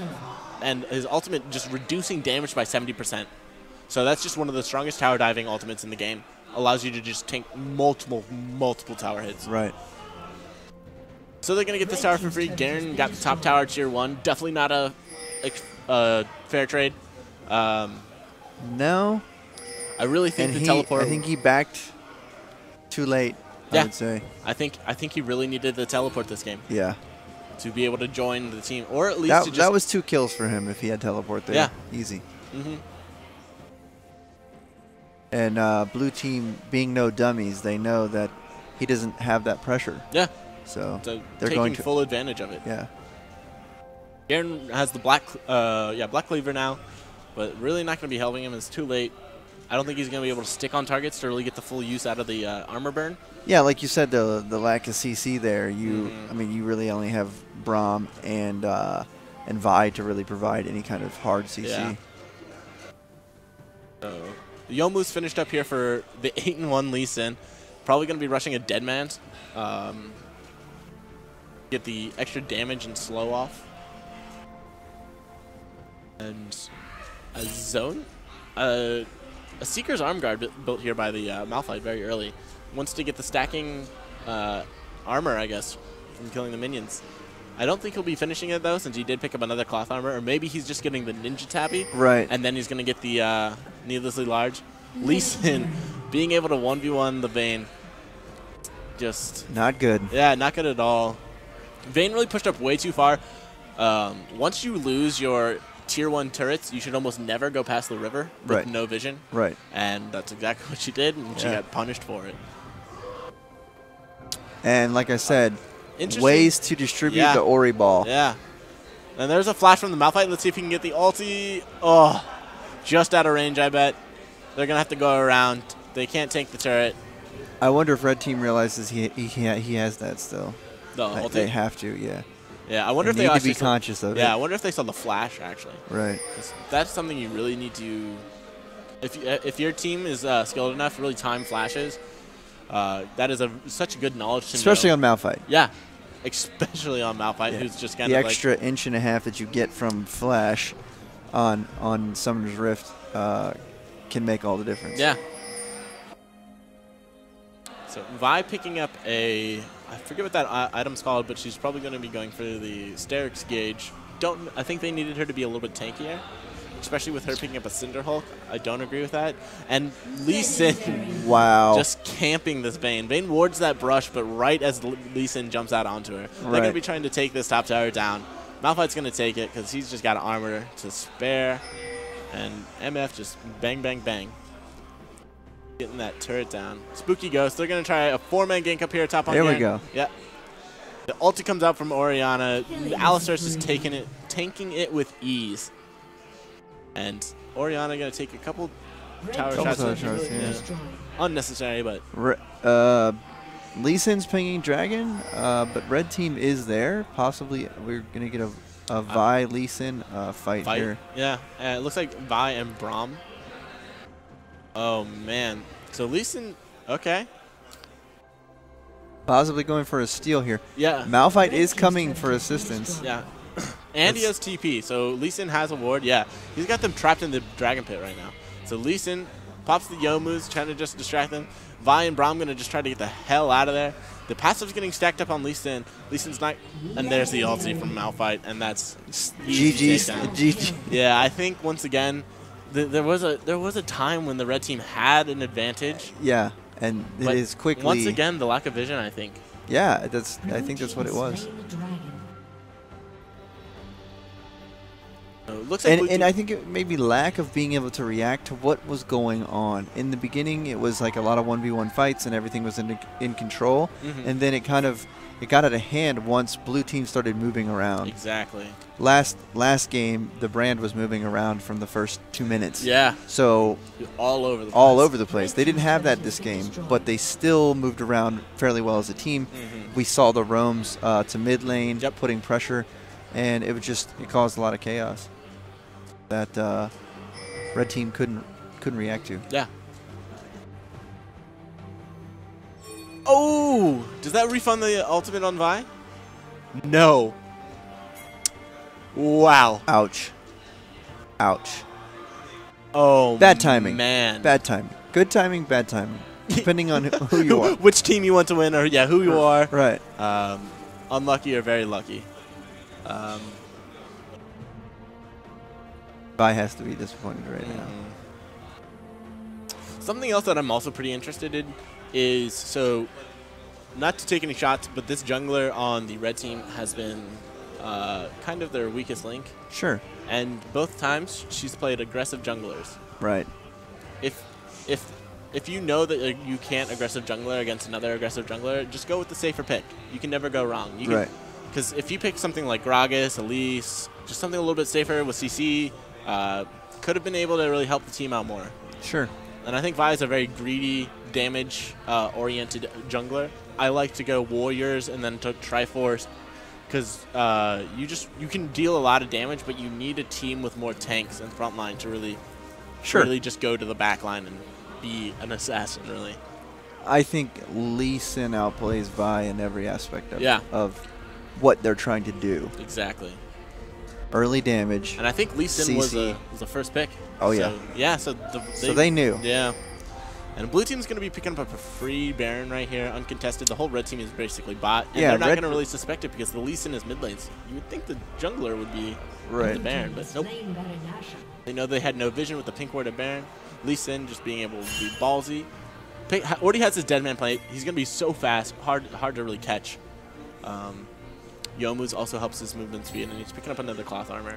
So once again. Yeah, I think I don't know why blue team is split up here. I think they should have balled up in the mid and literally taken this inhibitor turret. Agreed.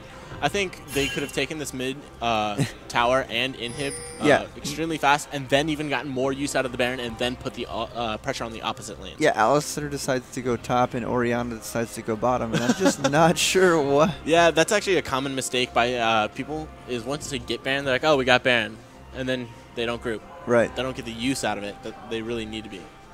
So Braum picked up a Zeke's Herald here for the Vayne. Don't recommend that either. Right. Braum I mean, I guess their thinking was they wanted to push those lanes back because they were pushed up, but not a very economical way to use Baron. Exactly. I mean, the towers weren't in danger. Yeah. No one was split pushing. Yeah. Yeah, and like none of the waves were really, there wasn't a large enough wave to really worry about them taking a tower or anything like that. Blue team's going to pressure this bottom tower here. Shockwave goes off into the NF ulti, and that's just tons of damage coming out. Tons of damage. Freak here. Tons and tons of damage. Yeah. They're going to take that turret, get this inhib, probably rotate, or maybe even try to end the game if they have a big enough wave. I think they can do it. Yeah? We'll see how it goes. 4v5, they're pretty healthy. Orianna's Lee Sin doing a very dangerous play. They're going to get that tower down, though. That's one Nexus tower down. Also, something I really like from the blue team is the amount of zone control. The Ori ball zone control, the Make It Rain from MF, and Alistar, just his body is the zone. Yeah. And then you never really want to try to hard engage because you're pretty dead. Yeah. You're pretty dead. You are very dead. Yeah. Yeah, so poor draft here from the red team. Yeah, like you said, we didn't understand their comp. There was no AP. Exactly. They kind of want to be in. They kind of want to be out. They just don't really have a direction. Again, it comes down to what are they doing? They were doing fine in the beginning, and then things kind of quickly spun out of control. Yeah. And I don't think that their team comp is actually helping them. Yeah. Yeah. Something else that happened was that the Braum and Vayne were bullied out of their lane, so they had to roam mid, really losing, once again, XP and CS. And not really getting anything off of their roam. Yeah, but they had the kills. They had the kills to support it. So blue team here pressuring top lane. They already have bot lane pushing in. They should. If I was them, I would send Malphite mid. They have TP up. Just get the more pressure off on all lanes. I think that was just BM there by Alistar. Ooh, the silence actually making it so that Lee Sin can't Q, but the Alistar knocks up 4. Yeah, and the Malphite ult right after that. Vayne trying her best to just get continuous autos from the back line, but with Exhaust and Alistar and Malphite, it's really hard to get in there. Yeah, you're shooting a big body the whole time. Flash pulverized from the Alistar, knocking up 2 into the MF ulti, taking down both Garen and Vi. So MF here being very greedy, just taking on the Vayne. They're definitely going to end the game right here. And it's going to be one matchup for the Goon Squad. Yeah. Over Girls' Generation. Such a fabulous name. So that's going to be the Nexus and the Zhonya's Malphite into the Fountain. Swag. And that's the end of the first game. And we'll be getting to the next game soon. Hopefully, I'd like to see a best of 3 matches. Yeah. How long of a break are we doing, Scotty? 6:50.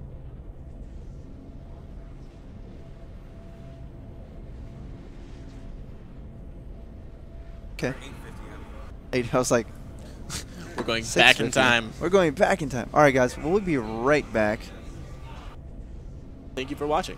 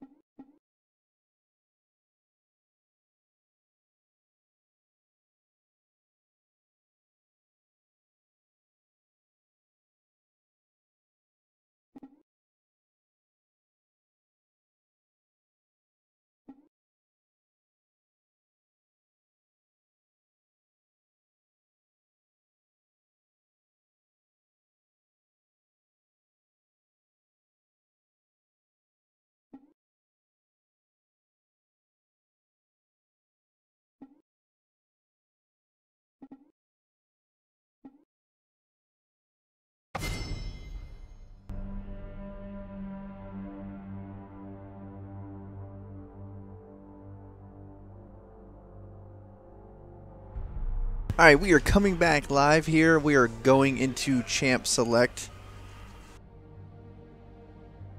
Here we go.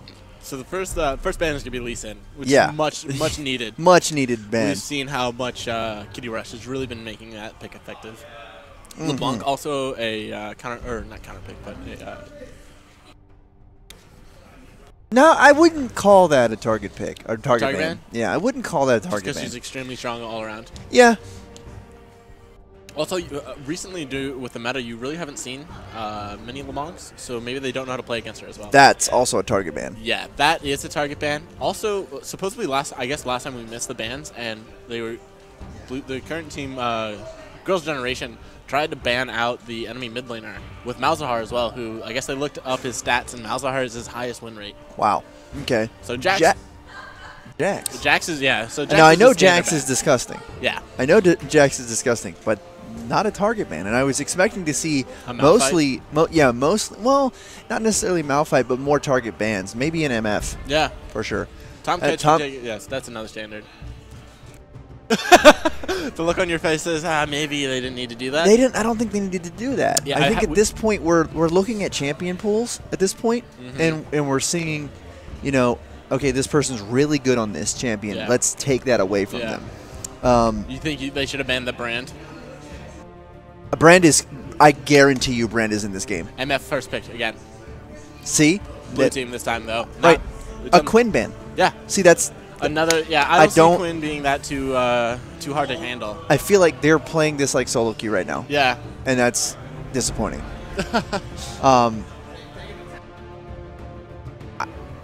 I'm speechless. I'm speechless. Yeah. And I guarantee you Brand is coming. Excuse me just one moment. Alrighty. So it looks like Gangplank is going to be picked up by the red team and Ezreal as well. I wonder if that's an Ez ADC or an Ez mid. I've seen both. Ezreal mid starting with a Dark Seal is actually very strong right now, and his ultimate being able to go through the backline deals a bunch of damage if he builds AP. Bard being hovered right now. Hopefully that's that'll be locked in. I'd love to see some Bard play. But the Braum, it looks like, is going to be picked up or hovered, and they're going to be going with the Jarvan. This looks like another hard engage comp by the blue team, by Girls' Generation. Let's see if they can make it work this time. Or at least pick better champions to synergize accordingly.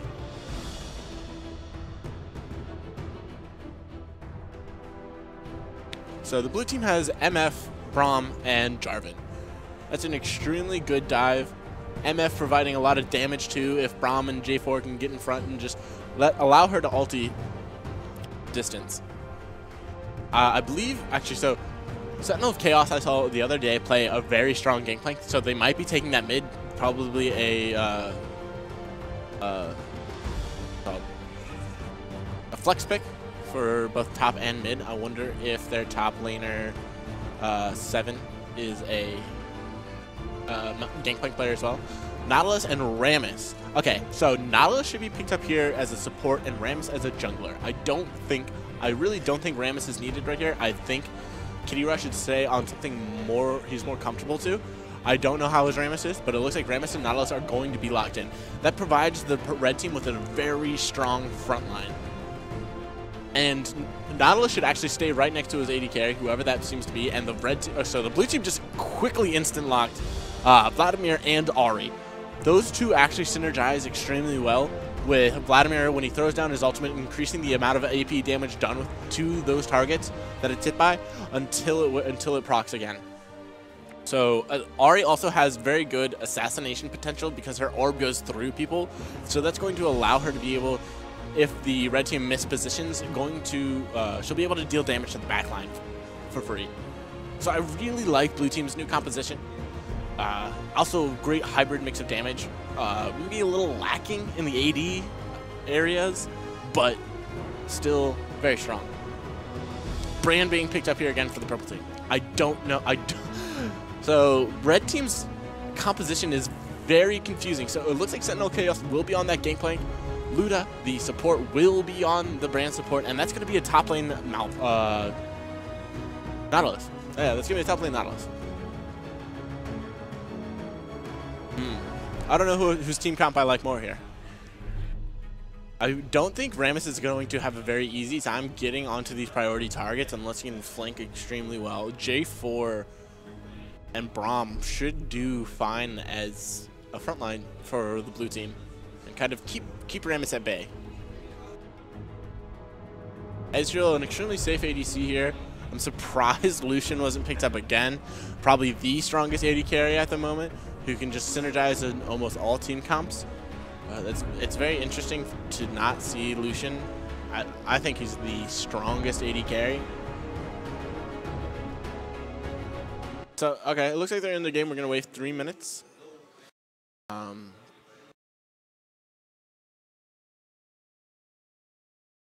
So if Jarvan can catch multiple people in his Cataclysm, that's going to allow Ahri and Vladimir kind of to just get a lot of damage off the enemy team's backline if Jarvan can catch them. Ezreal is extremely potent against G4 because he can just easily jump out of the Cataclysm. Gangplank is going to be stuck in there. Nautilus is going to be stuck. Everybody else on the red team is going to be stuck in there besides Ezreal, unless they flash. Well, the blue team has extreme mobility with Ahri and J4. I haven't seen J4 this season, but he's always just a strong pick with his CC.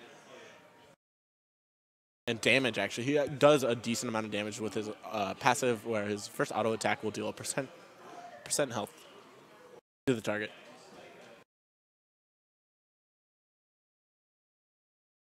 So Brand is picking up Ignite here, while Braum is picking up Exhaust. Braum is probably looking to exhaust the Gangplank. That's about all I could think of.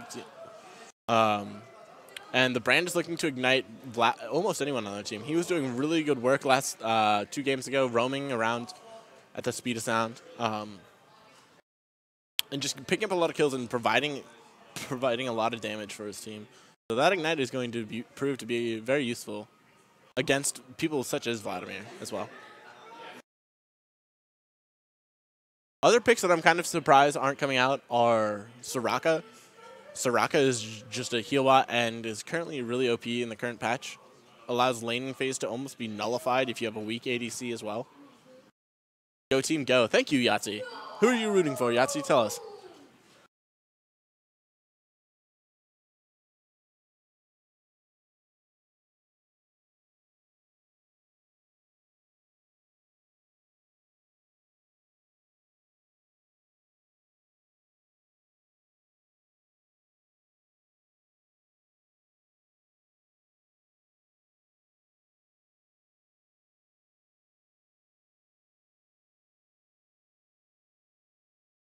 Thank you.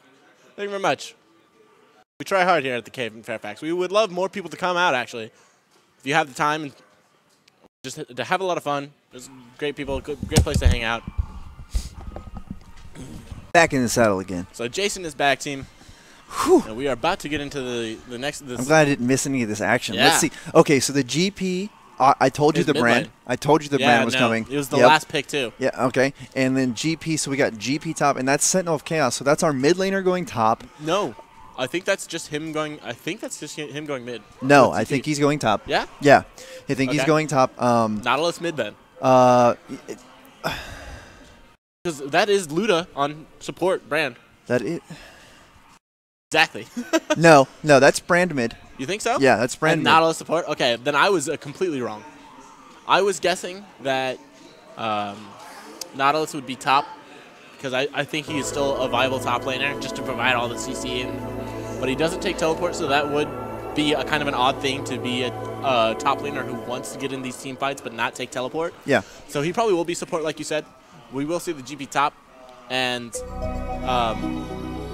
so brand mid. Brand mid. Yeah.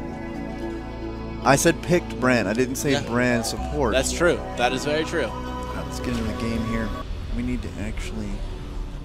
These two are swapped, so now this is GG. Yep, this is Girls' Generation. Such a good name. This is the Goon Squad. And this is Goon. And Goon is up 1. Goon is up 1 game. Here we go. Since this is the best of 3, hopefully GG can bring this back. Yeah, and make it exciting. Yeah. GG, let's talk about GG's team. I'm sure you've done some analysis while I was gone, but much more well-rounded this time. Agreed. I like both Vladimir and Ari into this because if Jarvan can get a good Cataclysm, that will just allow the poke to go through all the targets. Yes. And Vladimir's ultimate will synergize extremely well if he can get it before Ari shoots her orb because it increases the magic damage done to enemies while applied. So, and as far as Goon goes in analysis of their team, very pick. Very, very pick. You got Nautilus to engage, but the pick I want to talk about the most is Rammus right now. Yeah. Very underrated, I feel like. With his ability to apply pressure very quickly, once he gets the first buff, whether it be red, usually red, he's able to get between the lanes through the river with his Powerball very, very quickly, and you cannot underestimate Flash Taunt. Yeah. It will it will wreck. Yeah, it will wreck you. Yeah. So something else. Pretty standard starts here. So Brand is mid, like you said. GP going top. I know that Sentinel of Chaos is a GP top player, so he should be very comfortable in that pick. I haven't seen Luda top, though. I like the switch up of roles, though. I really do. Yeah. Really shows how versatile they all are. Absolutely. Versatility is always a good thing. Yep. So both mid laners here are going to be trying to get an early level 2, trying to apply pressure on each other. Brand misses the Pillar of Flame. Ezreal, this bot lane is a very... How do you feel about Ezreal versus MF? His mobility will allow him to avoid maybe being doubled up on. Beat up, yeah. I don't know. I think Ezreal can get the harass down for free against the MF if he plays that champion to its max potential. Ooh, Brand here applying a lot of pressure to the Ari. Ari does not want to be zoned out early. Not at all. She should be able to apply the same amount of pressure as he does.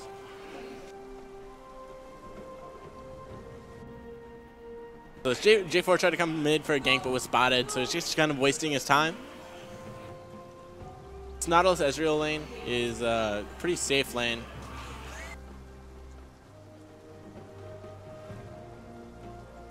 The double up still really doing so much damage. Work. I'm surprised she wasn't banned. And the Quinn, man, just confused. Yeah, it doesn't. I don't get it either.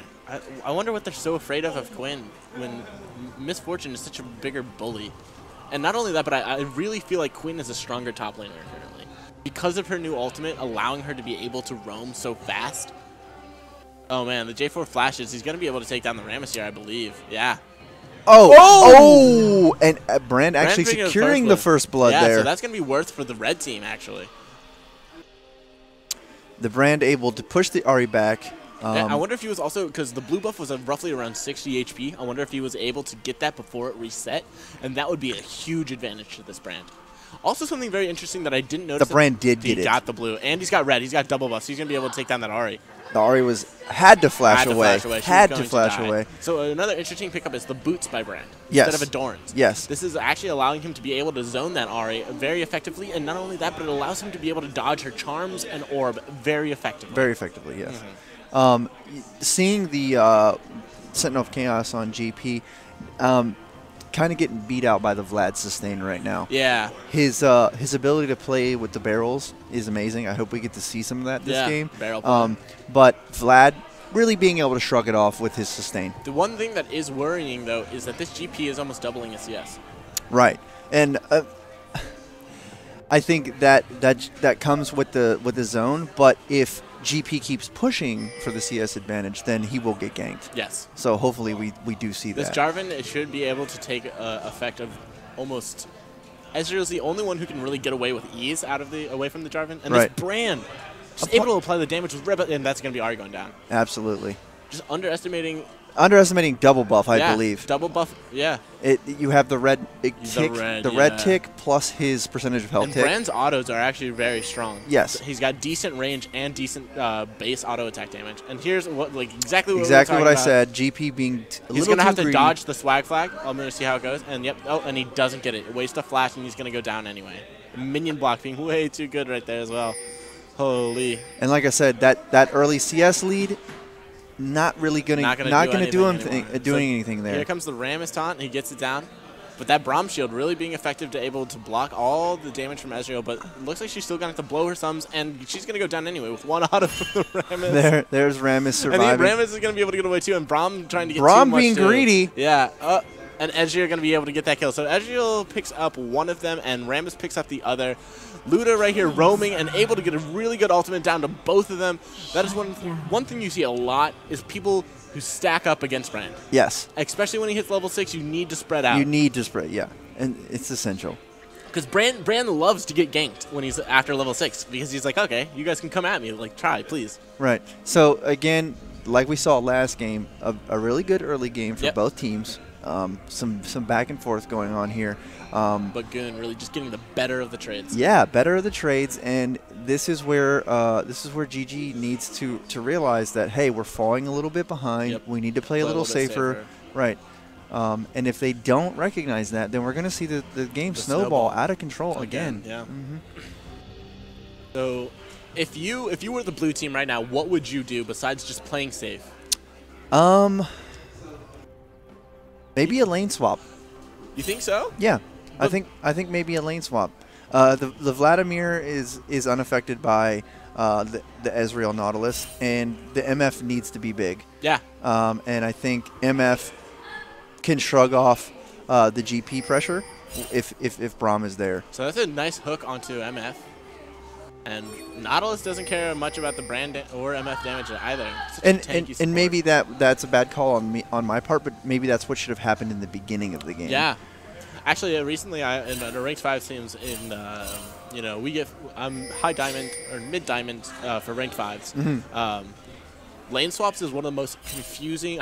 Learning how to react to them is really the major thing. Yeah. Because if you don't catch that and it happens and you fall behind due to that lane swap, it can really win the game. Well, we got Brand getting caught out pretty hard here. Yeah. Cataclysm coming out. Ari's going to ult. He's going to go down, though.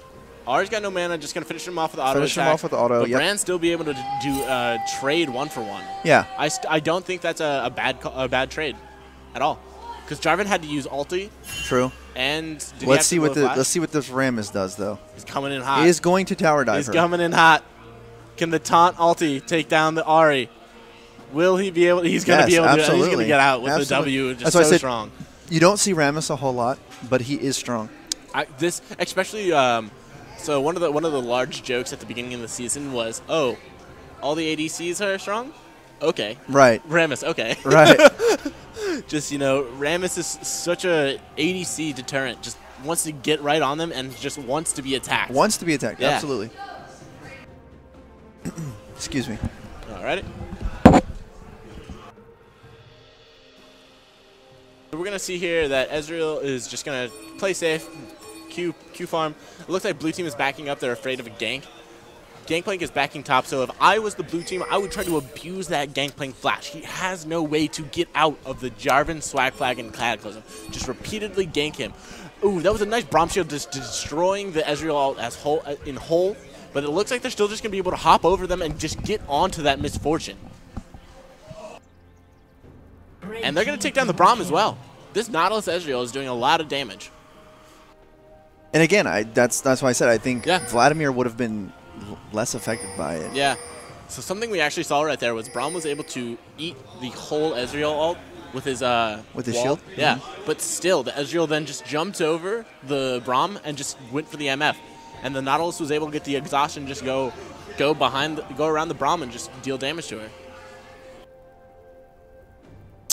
Ari being a level behind here Intensia's down. Yeah, Intensia's down, right. She is not having a fun time. Ooh, missed the charm. Yeah. The Brand just being able to read that. So something kind of interesting is this Rammus actually went for a red smite. Oh, they're going to see this? Is Rammus going to be able to... So the exchange of flashes. Rammus is not going to be able to get in on this. Ari has no more mana. The Brand is... Ari has no more mana. Poor choices here. Just really poor. This is what I'm talking about. You have to realize when you are losing, you are losing. And sometimes making the plays like that is not the answer. Yeah. So actually, I think that was a completely fine play up until Jarvan ulted Brand. Right. If they would have exchanged flashes, that would have been okay. Sure. Because it would have just been a jungler flash for a mid flash, which right. is always worth. Right. But then they extended a little bit too far. They knew the red team knew that gank was happening, and Gangplank was able to get his ulti onto Ahri and Bromwall went down Bromwall went down. Yeah. Ezreal was able to get the ult off. Ed's actually going to go down here, I think. If he stays, the next auto. Pops heal. Oh, and the last auto attack from Misfortune is going to be taking down. Okay, so Brom ulting just to make zone, fissures. The zone Brom. Yeah, just to make Brom. fissures. Yep. It wanted to look really cool. So let's compare CS. So our AD carries are very close, about 10 difference. Both have kills. Yep. Top laner, we're looking at Vladimir 63 to GP's 81. GP's 81. That's really not that bad. It is very difficult to CS as Vlad in the beginning. Well, Vlad also has 2 kills, so yeah. let's not ignore that. GP with 3 assists, so they're about even. Yeah. GP's looking to up another gank. Yeah, another gank onto this Brand. Brand just will take it though every day. Yeah, Brand being camped. He'll go down that time though. Brand being camped hard, but like I said, him being a level in front of Ahri makes it really hard for her to do her thing. Ahri's also having to prioritize an Abyssal Scepter first rather than a cooldown. I don't disagree with that. Oh no, me neither. Yeah. But just usually you want to get. And here's Rammus. Yeah, here's the Rammus gank. Just being able to roll up, taunt, get the autos down. Not going to be enough. No, maybe able to take him out here. No, I think he's going to go down here. Absolutely. Oh, GP ult, very dangerous. Enough. Maybe if that was a sooner, yes, he might have been able to do it. Sooner, and if he had level 11. Yeah. If he had been able to both of these buy he uses coins to buy the better ult, yeah, right? so I think like every time you CS with your gun and every time you kill a barrel, right, you get like some sort of stacking some sort of stacking coin, right? Deal. That is used to upgrade your ultimate in 3 ways. Yeah, I really like the big cannon one, the one that displaces. Yeah. Yeah, very cool. Very cool changes to GP. Much like him. That's his second rework for all the people that don't know. Really? Yeah. Well, I mean, his first rework was more of changes when he was actually able to deny cannon creeps. Oh, yeah. I loved that. Yeah. Very, very awesome. Yeah. Something they took from Dota, being able to deny creeps. Yeah. He was the only champion that could do it, and it made it very annoying. Very annoying. Enemy. So this MF going down very easily. These Rammus gates are very potent. I thought he was going to have a difficult time getting to the back line with J4 and Braum, but it looks like he's just able to powerball He's doing right just fine here. Yeah. We got 2 Ezreal people just coming fires down. off an ulti just to deter the enemy team from coming in. The max hook from Nautilus coming out. This is a 3v2 situation. Yeah, they need to be very careful. I think they're juxtaposing here for Dragon. So if Jarvan doesn't have his flash, and I don't think it's worth to die for the first Dragon. I think they should just let this go. Yes. And red team's actually backing out. Vlad does have TP up, while their top laner does as well. I don't know. I think they could have taken it. It is a little bit risky. Yeah. And I guess now they're rotating Brand up to the top lane to deal with Vladimir. So that GP can go mid. That, I think, is good because Vlad prioritizes health. Yeah. So the burn is going to hurt. Now, Brand does need to be careful. That is he has no escape right now. No escape in a long lane, too. Yeah. And J4, we see J4 reacting to this. Brand's going to see it through the ward, but yeah, this is not going to be able to do it. Not going to have enough here. The GP lands the pillar, and he's gone. That was a my bad on Colt's part. Yeah. I feel like he didn't know that the gank was coming. Well, it was also very odd that the Jarvan used his flag swag to get closer rather than try to deal with the damages. Or he could have also walked up Cataclysm. And okay, so GP just TP'd bot to. He was already mid though, wasn't he? Right to get this dragon. Yeah. We are going to see a little mini team fight here. Oh, that's so unfortunate. Rammus just got a taunt off as Ahri Spirit dashed over the wall, so it really was not as effective. Ezreal's going to go down here. Ahri being able to get back over the wall with the Spirit Rush, and GP being able to clean up 1 kill for his troubles, 2 kills. Right. So they did secure the dragon there, but I don't know if that was worth. Yeah, a lot of summoners were used right there. It looks like it was a GP flash, exhaust by Nautilus, who doesn't... GP teleported for hardly no reason. Yeah, that was kind of questionable. Yeah. Rammus flash there. So, again, not so bad this time for GG Squad. They're able... This is mid-game. I would say this is mid-game now. And much closer in gold this game. So whatever they're doing is working a little better. So maybe they can pull it through. Yeah. So red team actually this time is the one lacking on vision. They have only one pink ward in the bottom brush, which you won't be seeing much. And the blue team actually has 2 pink wards up on their red side, which is a highly contested area for both teams for vision, just because it's behind Dragon, also red buff, and this Kitty Tush has been loving to invade. Oh, that one must be just out of the pink range. So it looks like Ezreal and Nautilus are going to just return to bot lane, try to push that out. No turrets have been only the top turret by the blue team. Actually, no, sorry. Red team has 2 turrets down. Right, mid and top. Yeah. Which is, again, another contrast. Usually it was the AD carry that was being able to push early. I don't think this Braum and Misfortune are struggling to stay in lane against this Nautilus Ezreal, which is interesting. Yes. Because I think the favor definitely goes to MF. And Braum, because Braum can just block all of Ezreal's abilities. Right. And there is a lot of ramp-up time for that Ezreal to be able to see that coming and just nullify it. Oh, we're going to have a fight in the jungle here. I don't think J4 wins this, but with help. With friends, he does, yes. Teamwork. And the Rammus goes down. And MF picks up red buff. Yeah, that's dangerous. Which is definitely going to help her. What? They're stacking up in this bush? Right, yeah, I'm not exactly sure what the plan there. Party in the bush? Party in the bush. So, who is that? That's J4. He's going to be going back. Probably wants to take a look top lane. GP's going to be pushing into that tier 2 tower. Now, GP's teleport is definitely still down. Yep. So he needs to be careful of how far he pushes. Yeah, he's already back up top to his own river. I'm surprised with Rammus Nautilus that no one has gone, or that the red team hasn't gone for Risk Auditor yet, especially with GP, who can easily split push and get away with his barrel movement speed. Right. And even Girls' Generation, J4, Braum, Vlad, Ari, all of those, everyone on their team can really take this Rift Herald extremely fast, and I don't think people know how to utilize it. Nautilus here, going to get caught out by 3 members. Braum uses the ult. Not enough damage. Flash. Cataclysm coming out. Being and able actually to stop the Cataclysm stopping the dredge line from hooking onto the wall and instead Absolutely. just staying inside that Cataclysm. And he blew Flash. Yeah. So he'll have to be blown. Heal Flash from Braum. Ari getting caught out. Ari getting caught. Just she's going to go down. Really bad positioning there from Ari. I mean, that was kind of just unfortunate. She probably should have taken the long way. Right. So it is bad positioning on her part. They're looking to dive here. Yeah, this is a good dive. It's a very...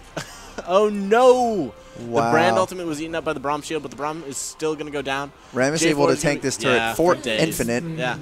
And I think MF soloed Ezreal, actually. Yes. I don't know if Rammus So this is dangerous for Rammus, but... Okay, with Brand, it's going to be easy. Yes. And yeah. Wow, and he lives. Wow, and that armor from Rammus. Now, GP's going to capitalize all these fighting as much as he can. Yep. And just split push. Yep. No contest. Oh, Vladimir's bottom. Well, he was going to help with the team fight, but it ended way too quickly. Yeah. So nothing he could do to react to that. Yeah, something else that's very odd is, so you'll see Sentinel of Chaos here has picked up the blue trinket. Now, if I was him, I would say, hey, everyone, you're above level 9. And the standard now is 4 blue trinkets and a red trinket on the support. Okay. Because blue trinkets last forever, and they have a range of infinity. Not actually, but a very long range. Right. Nobody in this tournament actually has picked up a blue trinket until now, I think. Right. Double Triforce is being built for the blue side, or for the red side, on Ezreal and GP. And tons of damage. Yeah, I love this Rammus build right now. Yes. Just all over the place. Yeah, and just instantly into Thornmail. Right. He hurts. He's going to do damage. He's going to do damage, yes. Yeah.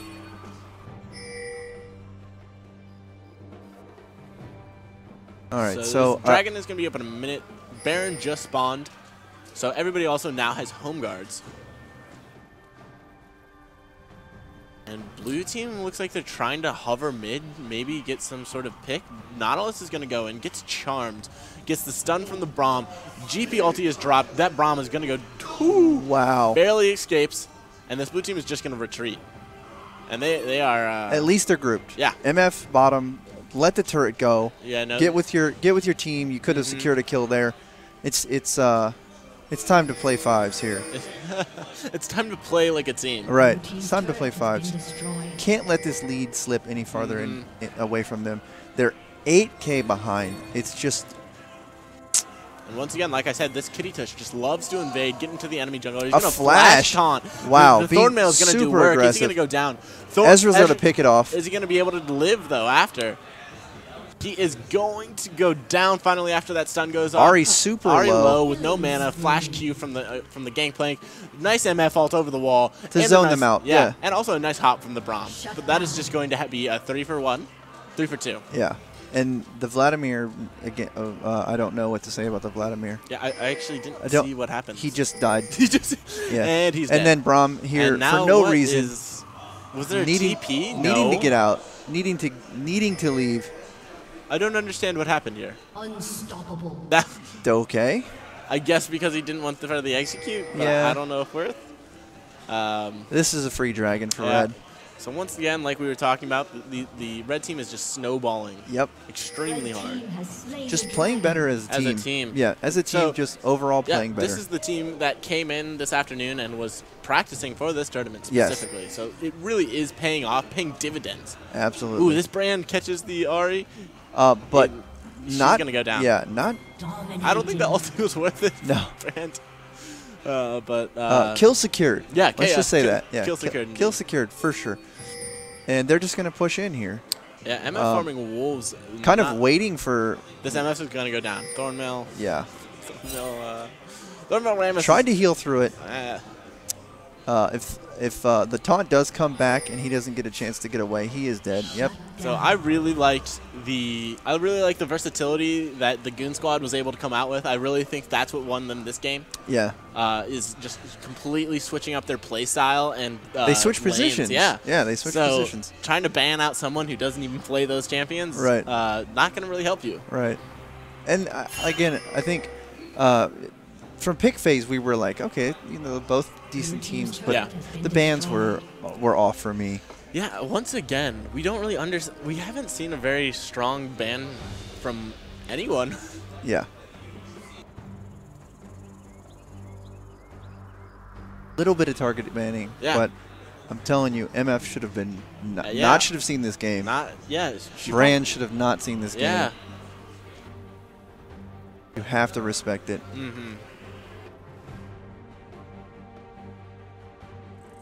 All is not lost. I don't want to. Yeah, no, me neither. There is a decent amount of comeback potential for the blue team. If they can really make it. I want to see a pick with Ari and like J4 or Ari and Brand. A couple of picks and a Baron, and I think they got this back. We don't want to be too negative too early, but the deficit is steadily growing. So you kind of cringe. This J4 is called out. Has to flash. He's going to go down anyway. Instantly exploded. Braum, not enough health. He's going to go down. Knocks up the MF. Knocks up the MF. And, has to flash away from the dredge line. So this red team is just going to siege up. Ram is just speeding by. Doesn't give a care in the world. Goes straight to that MF. And she's going to go down to the Thornmail. It's just too strong. Yeah. Too strong. Yeah. And he doesn't care about towers. He's got armor for days. Yeah. And this Nautilus is...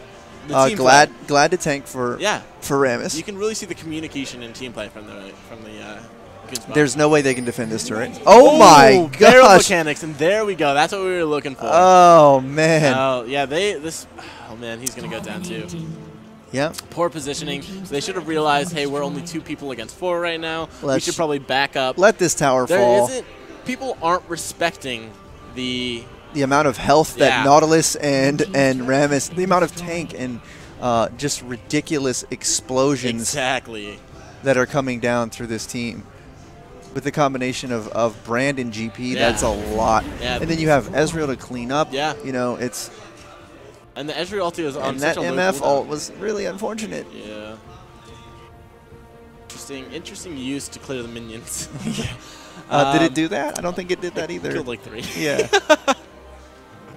But yeah, this red team is just taking full control. I expect them to go back, ward up Baron, and just take Okay. Is this MF? all right? Oh. GP got caught. Ooh! And he's gonna exchange a 1v1. Oh man. I was afraid for the MF, and then I saw her damage, and I was like, okay, she'll be fine. Yeah, she finished her IE and hand cannon, so she does do a bit of damage now.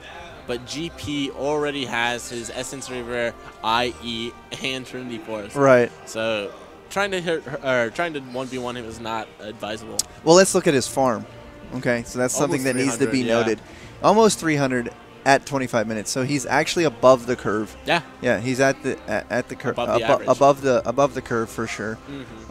No one else even close to that. So his farm game on point. Yeah, that's exactly what GP wants to do too. Yeah, collect that money. Yeah, that booty.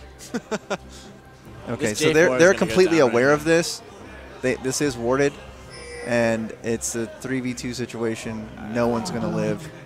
And we have a teleport in from GP. Yeah, Brahm's going down. Nothing they can do against that. He doesn't care. Legendary. Poorly positioned. This is going to be a free tower, if not in him, for the red team, I believe. They should be pushing up with their wave. Yeah, 3v5 here. What can they do? MF's ult is down. Yeah. No, it's up. It's up. Oh, it is ult? I believe so. Okay. Having to defend the inner turrets here, it's just going to give them a free turret here. Yeah. I think, yeah. Wow. That turret went down really quickly. Yeah. GP's passive does damage to turrets as well, so really tower burning. Yeah, GP just being huge in this game. 270 CS, 9-2 with 8 assists. He's all over the map. Yeah. He's farming like a boss. Really solid play from Sentinel. Yeah. Solid play. So with MF still being up, obviously that's an easy pick right there. But I'm really surprised we haven't seen any Lucian or Tristana. I do believe those. After I thought about it for a while, I think those are the two strongest. Actually, picks. Yeah. Tristana, such a strong laner, tower pusher. Yeah, sieger, the ability that she can put her bomb on the towers. Yeah, just really, really good. And then Lucian's just a lane bully, and the culling damage now is just so high. It can really just burst people down. So it looks like the red team is going to be picking up Baron, and Dragon is up. I doubt they'll be going for Dragon. If I was just them, I would push. Go top. Go top and win. Yeah, just slowly choke the enemy team out of resources. Actually, I don't even think they would need to push top lane at this point. They could literally walk in and win. Yeah. I'm pretty sure. Yeah, no, they could definitely walk in as long as they have both lanes pushing into the base. With Baron and super minions, it's going to be very difficult. Looks like they're choosing the slow choke here. They're going to get that's the third dragon. So what's the third dragon apply? Movement speed, right. First is additional damage. First is percentage damage to both ability power and attack damage. Right. I think the second one is sieging, so increased damage to turrets and structures. There's the look GP at the Rammus. Holy moly. The Rammus. The move speed. Did MF have a health bar? I think she crit herself along with one Ezreal Q. Yeah, did she? Her health bar actually didn't exist. Yeah.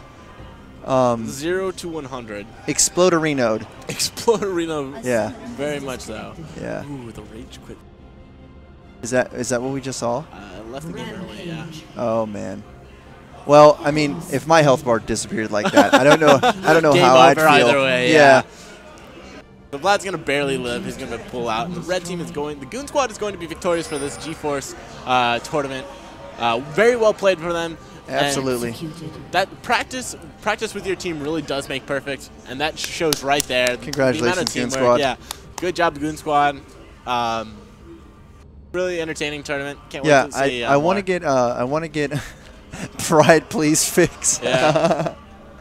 Yeah, I want to talk to Sentinel because I want to understand why they chose to lane swap. Mind games. Mind games. Yeah. And just see what he has to say about that. Yeah, so we'll take a little break and then try to get him down here to interview. Yeah, absolutely. All right, so we'll be right back, guys. All right.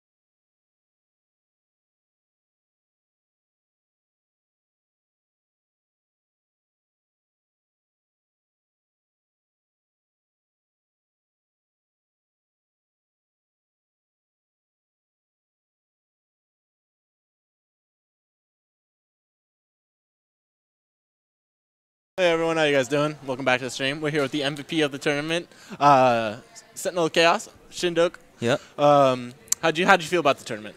Really fun. I had lots of fun. Yeah, so, although I just don't know if I really deserve the MVP because the first 2 games, it was my team that came and really won the mid lane for me.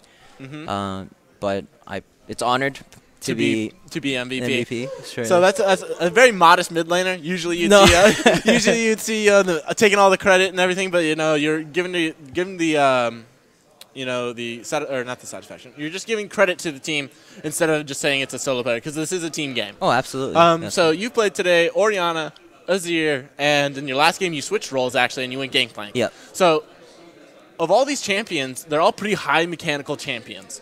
Do you like those champions better? Yeah, I just found that actually I used to be a person who liked to learn all the champions, and then it's actually our support Luda, and he went mid lane last time. Yeah, the brand. Very impressive he's the one who really digs into a few champions, and he showed me like there's a depth that you can constantly improve. And then I was like, I really want to pick a champion that I can say that's my champion. Okay. And then when I saw Azir come out, I was like, okay, I'm gonna pick that champion. Yeah. And the difficulty is what really made it attractive for me. Yeah.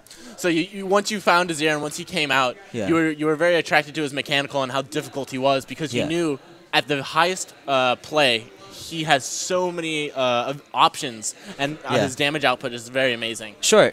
And like if you notice, the 3 champions all are zone control. Yes. So I find that it's very attractive to me that there are certain areas that I can just say, you can't come here, or I'm going to punish you. Yeah. And so in your Orianna game, you really had a lot of people to throw the ball on and really get into the fray. But we really didn't see it used that often. Can you tell us what was the Ori ult used most for in that game? Because you were just doing raw damage. You were just throwing it out there instead of having to use it on another member of your team. Well, part of it is that they all died before I could do that is very true. Yeah. So you didn't really have an opportunity to do like a 5v5 team fight with a full 4-man Ori ulti. Yeah, and it was very difficult. Yeah, so what I was looking for was I rushed Frostfang. Obviously, it's an item that would be nerfed from the mid lane, which I completely agree with. But if it's broken, why not play it? Yeah. So what I did was I would use Spooky Ghost, and then if there's 2 targets that are slowed, I'd just say, if you don't flash, I'm gonna ult you. Yeah. And then that's what happened bot lane, where you apply a lot of pressure without really using much at all. And it's really awesome because if jungle comes to gank you, it goes to 2 targets. And it's 40% slow for 4 and I seconds. think it's like only a minute cooldown.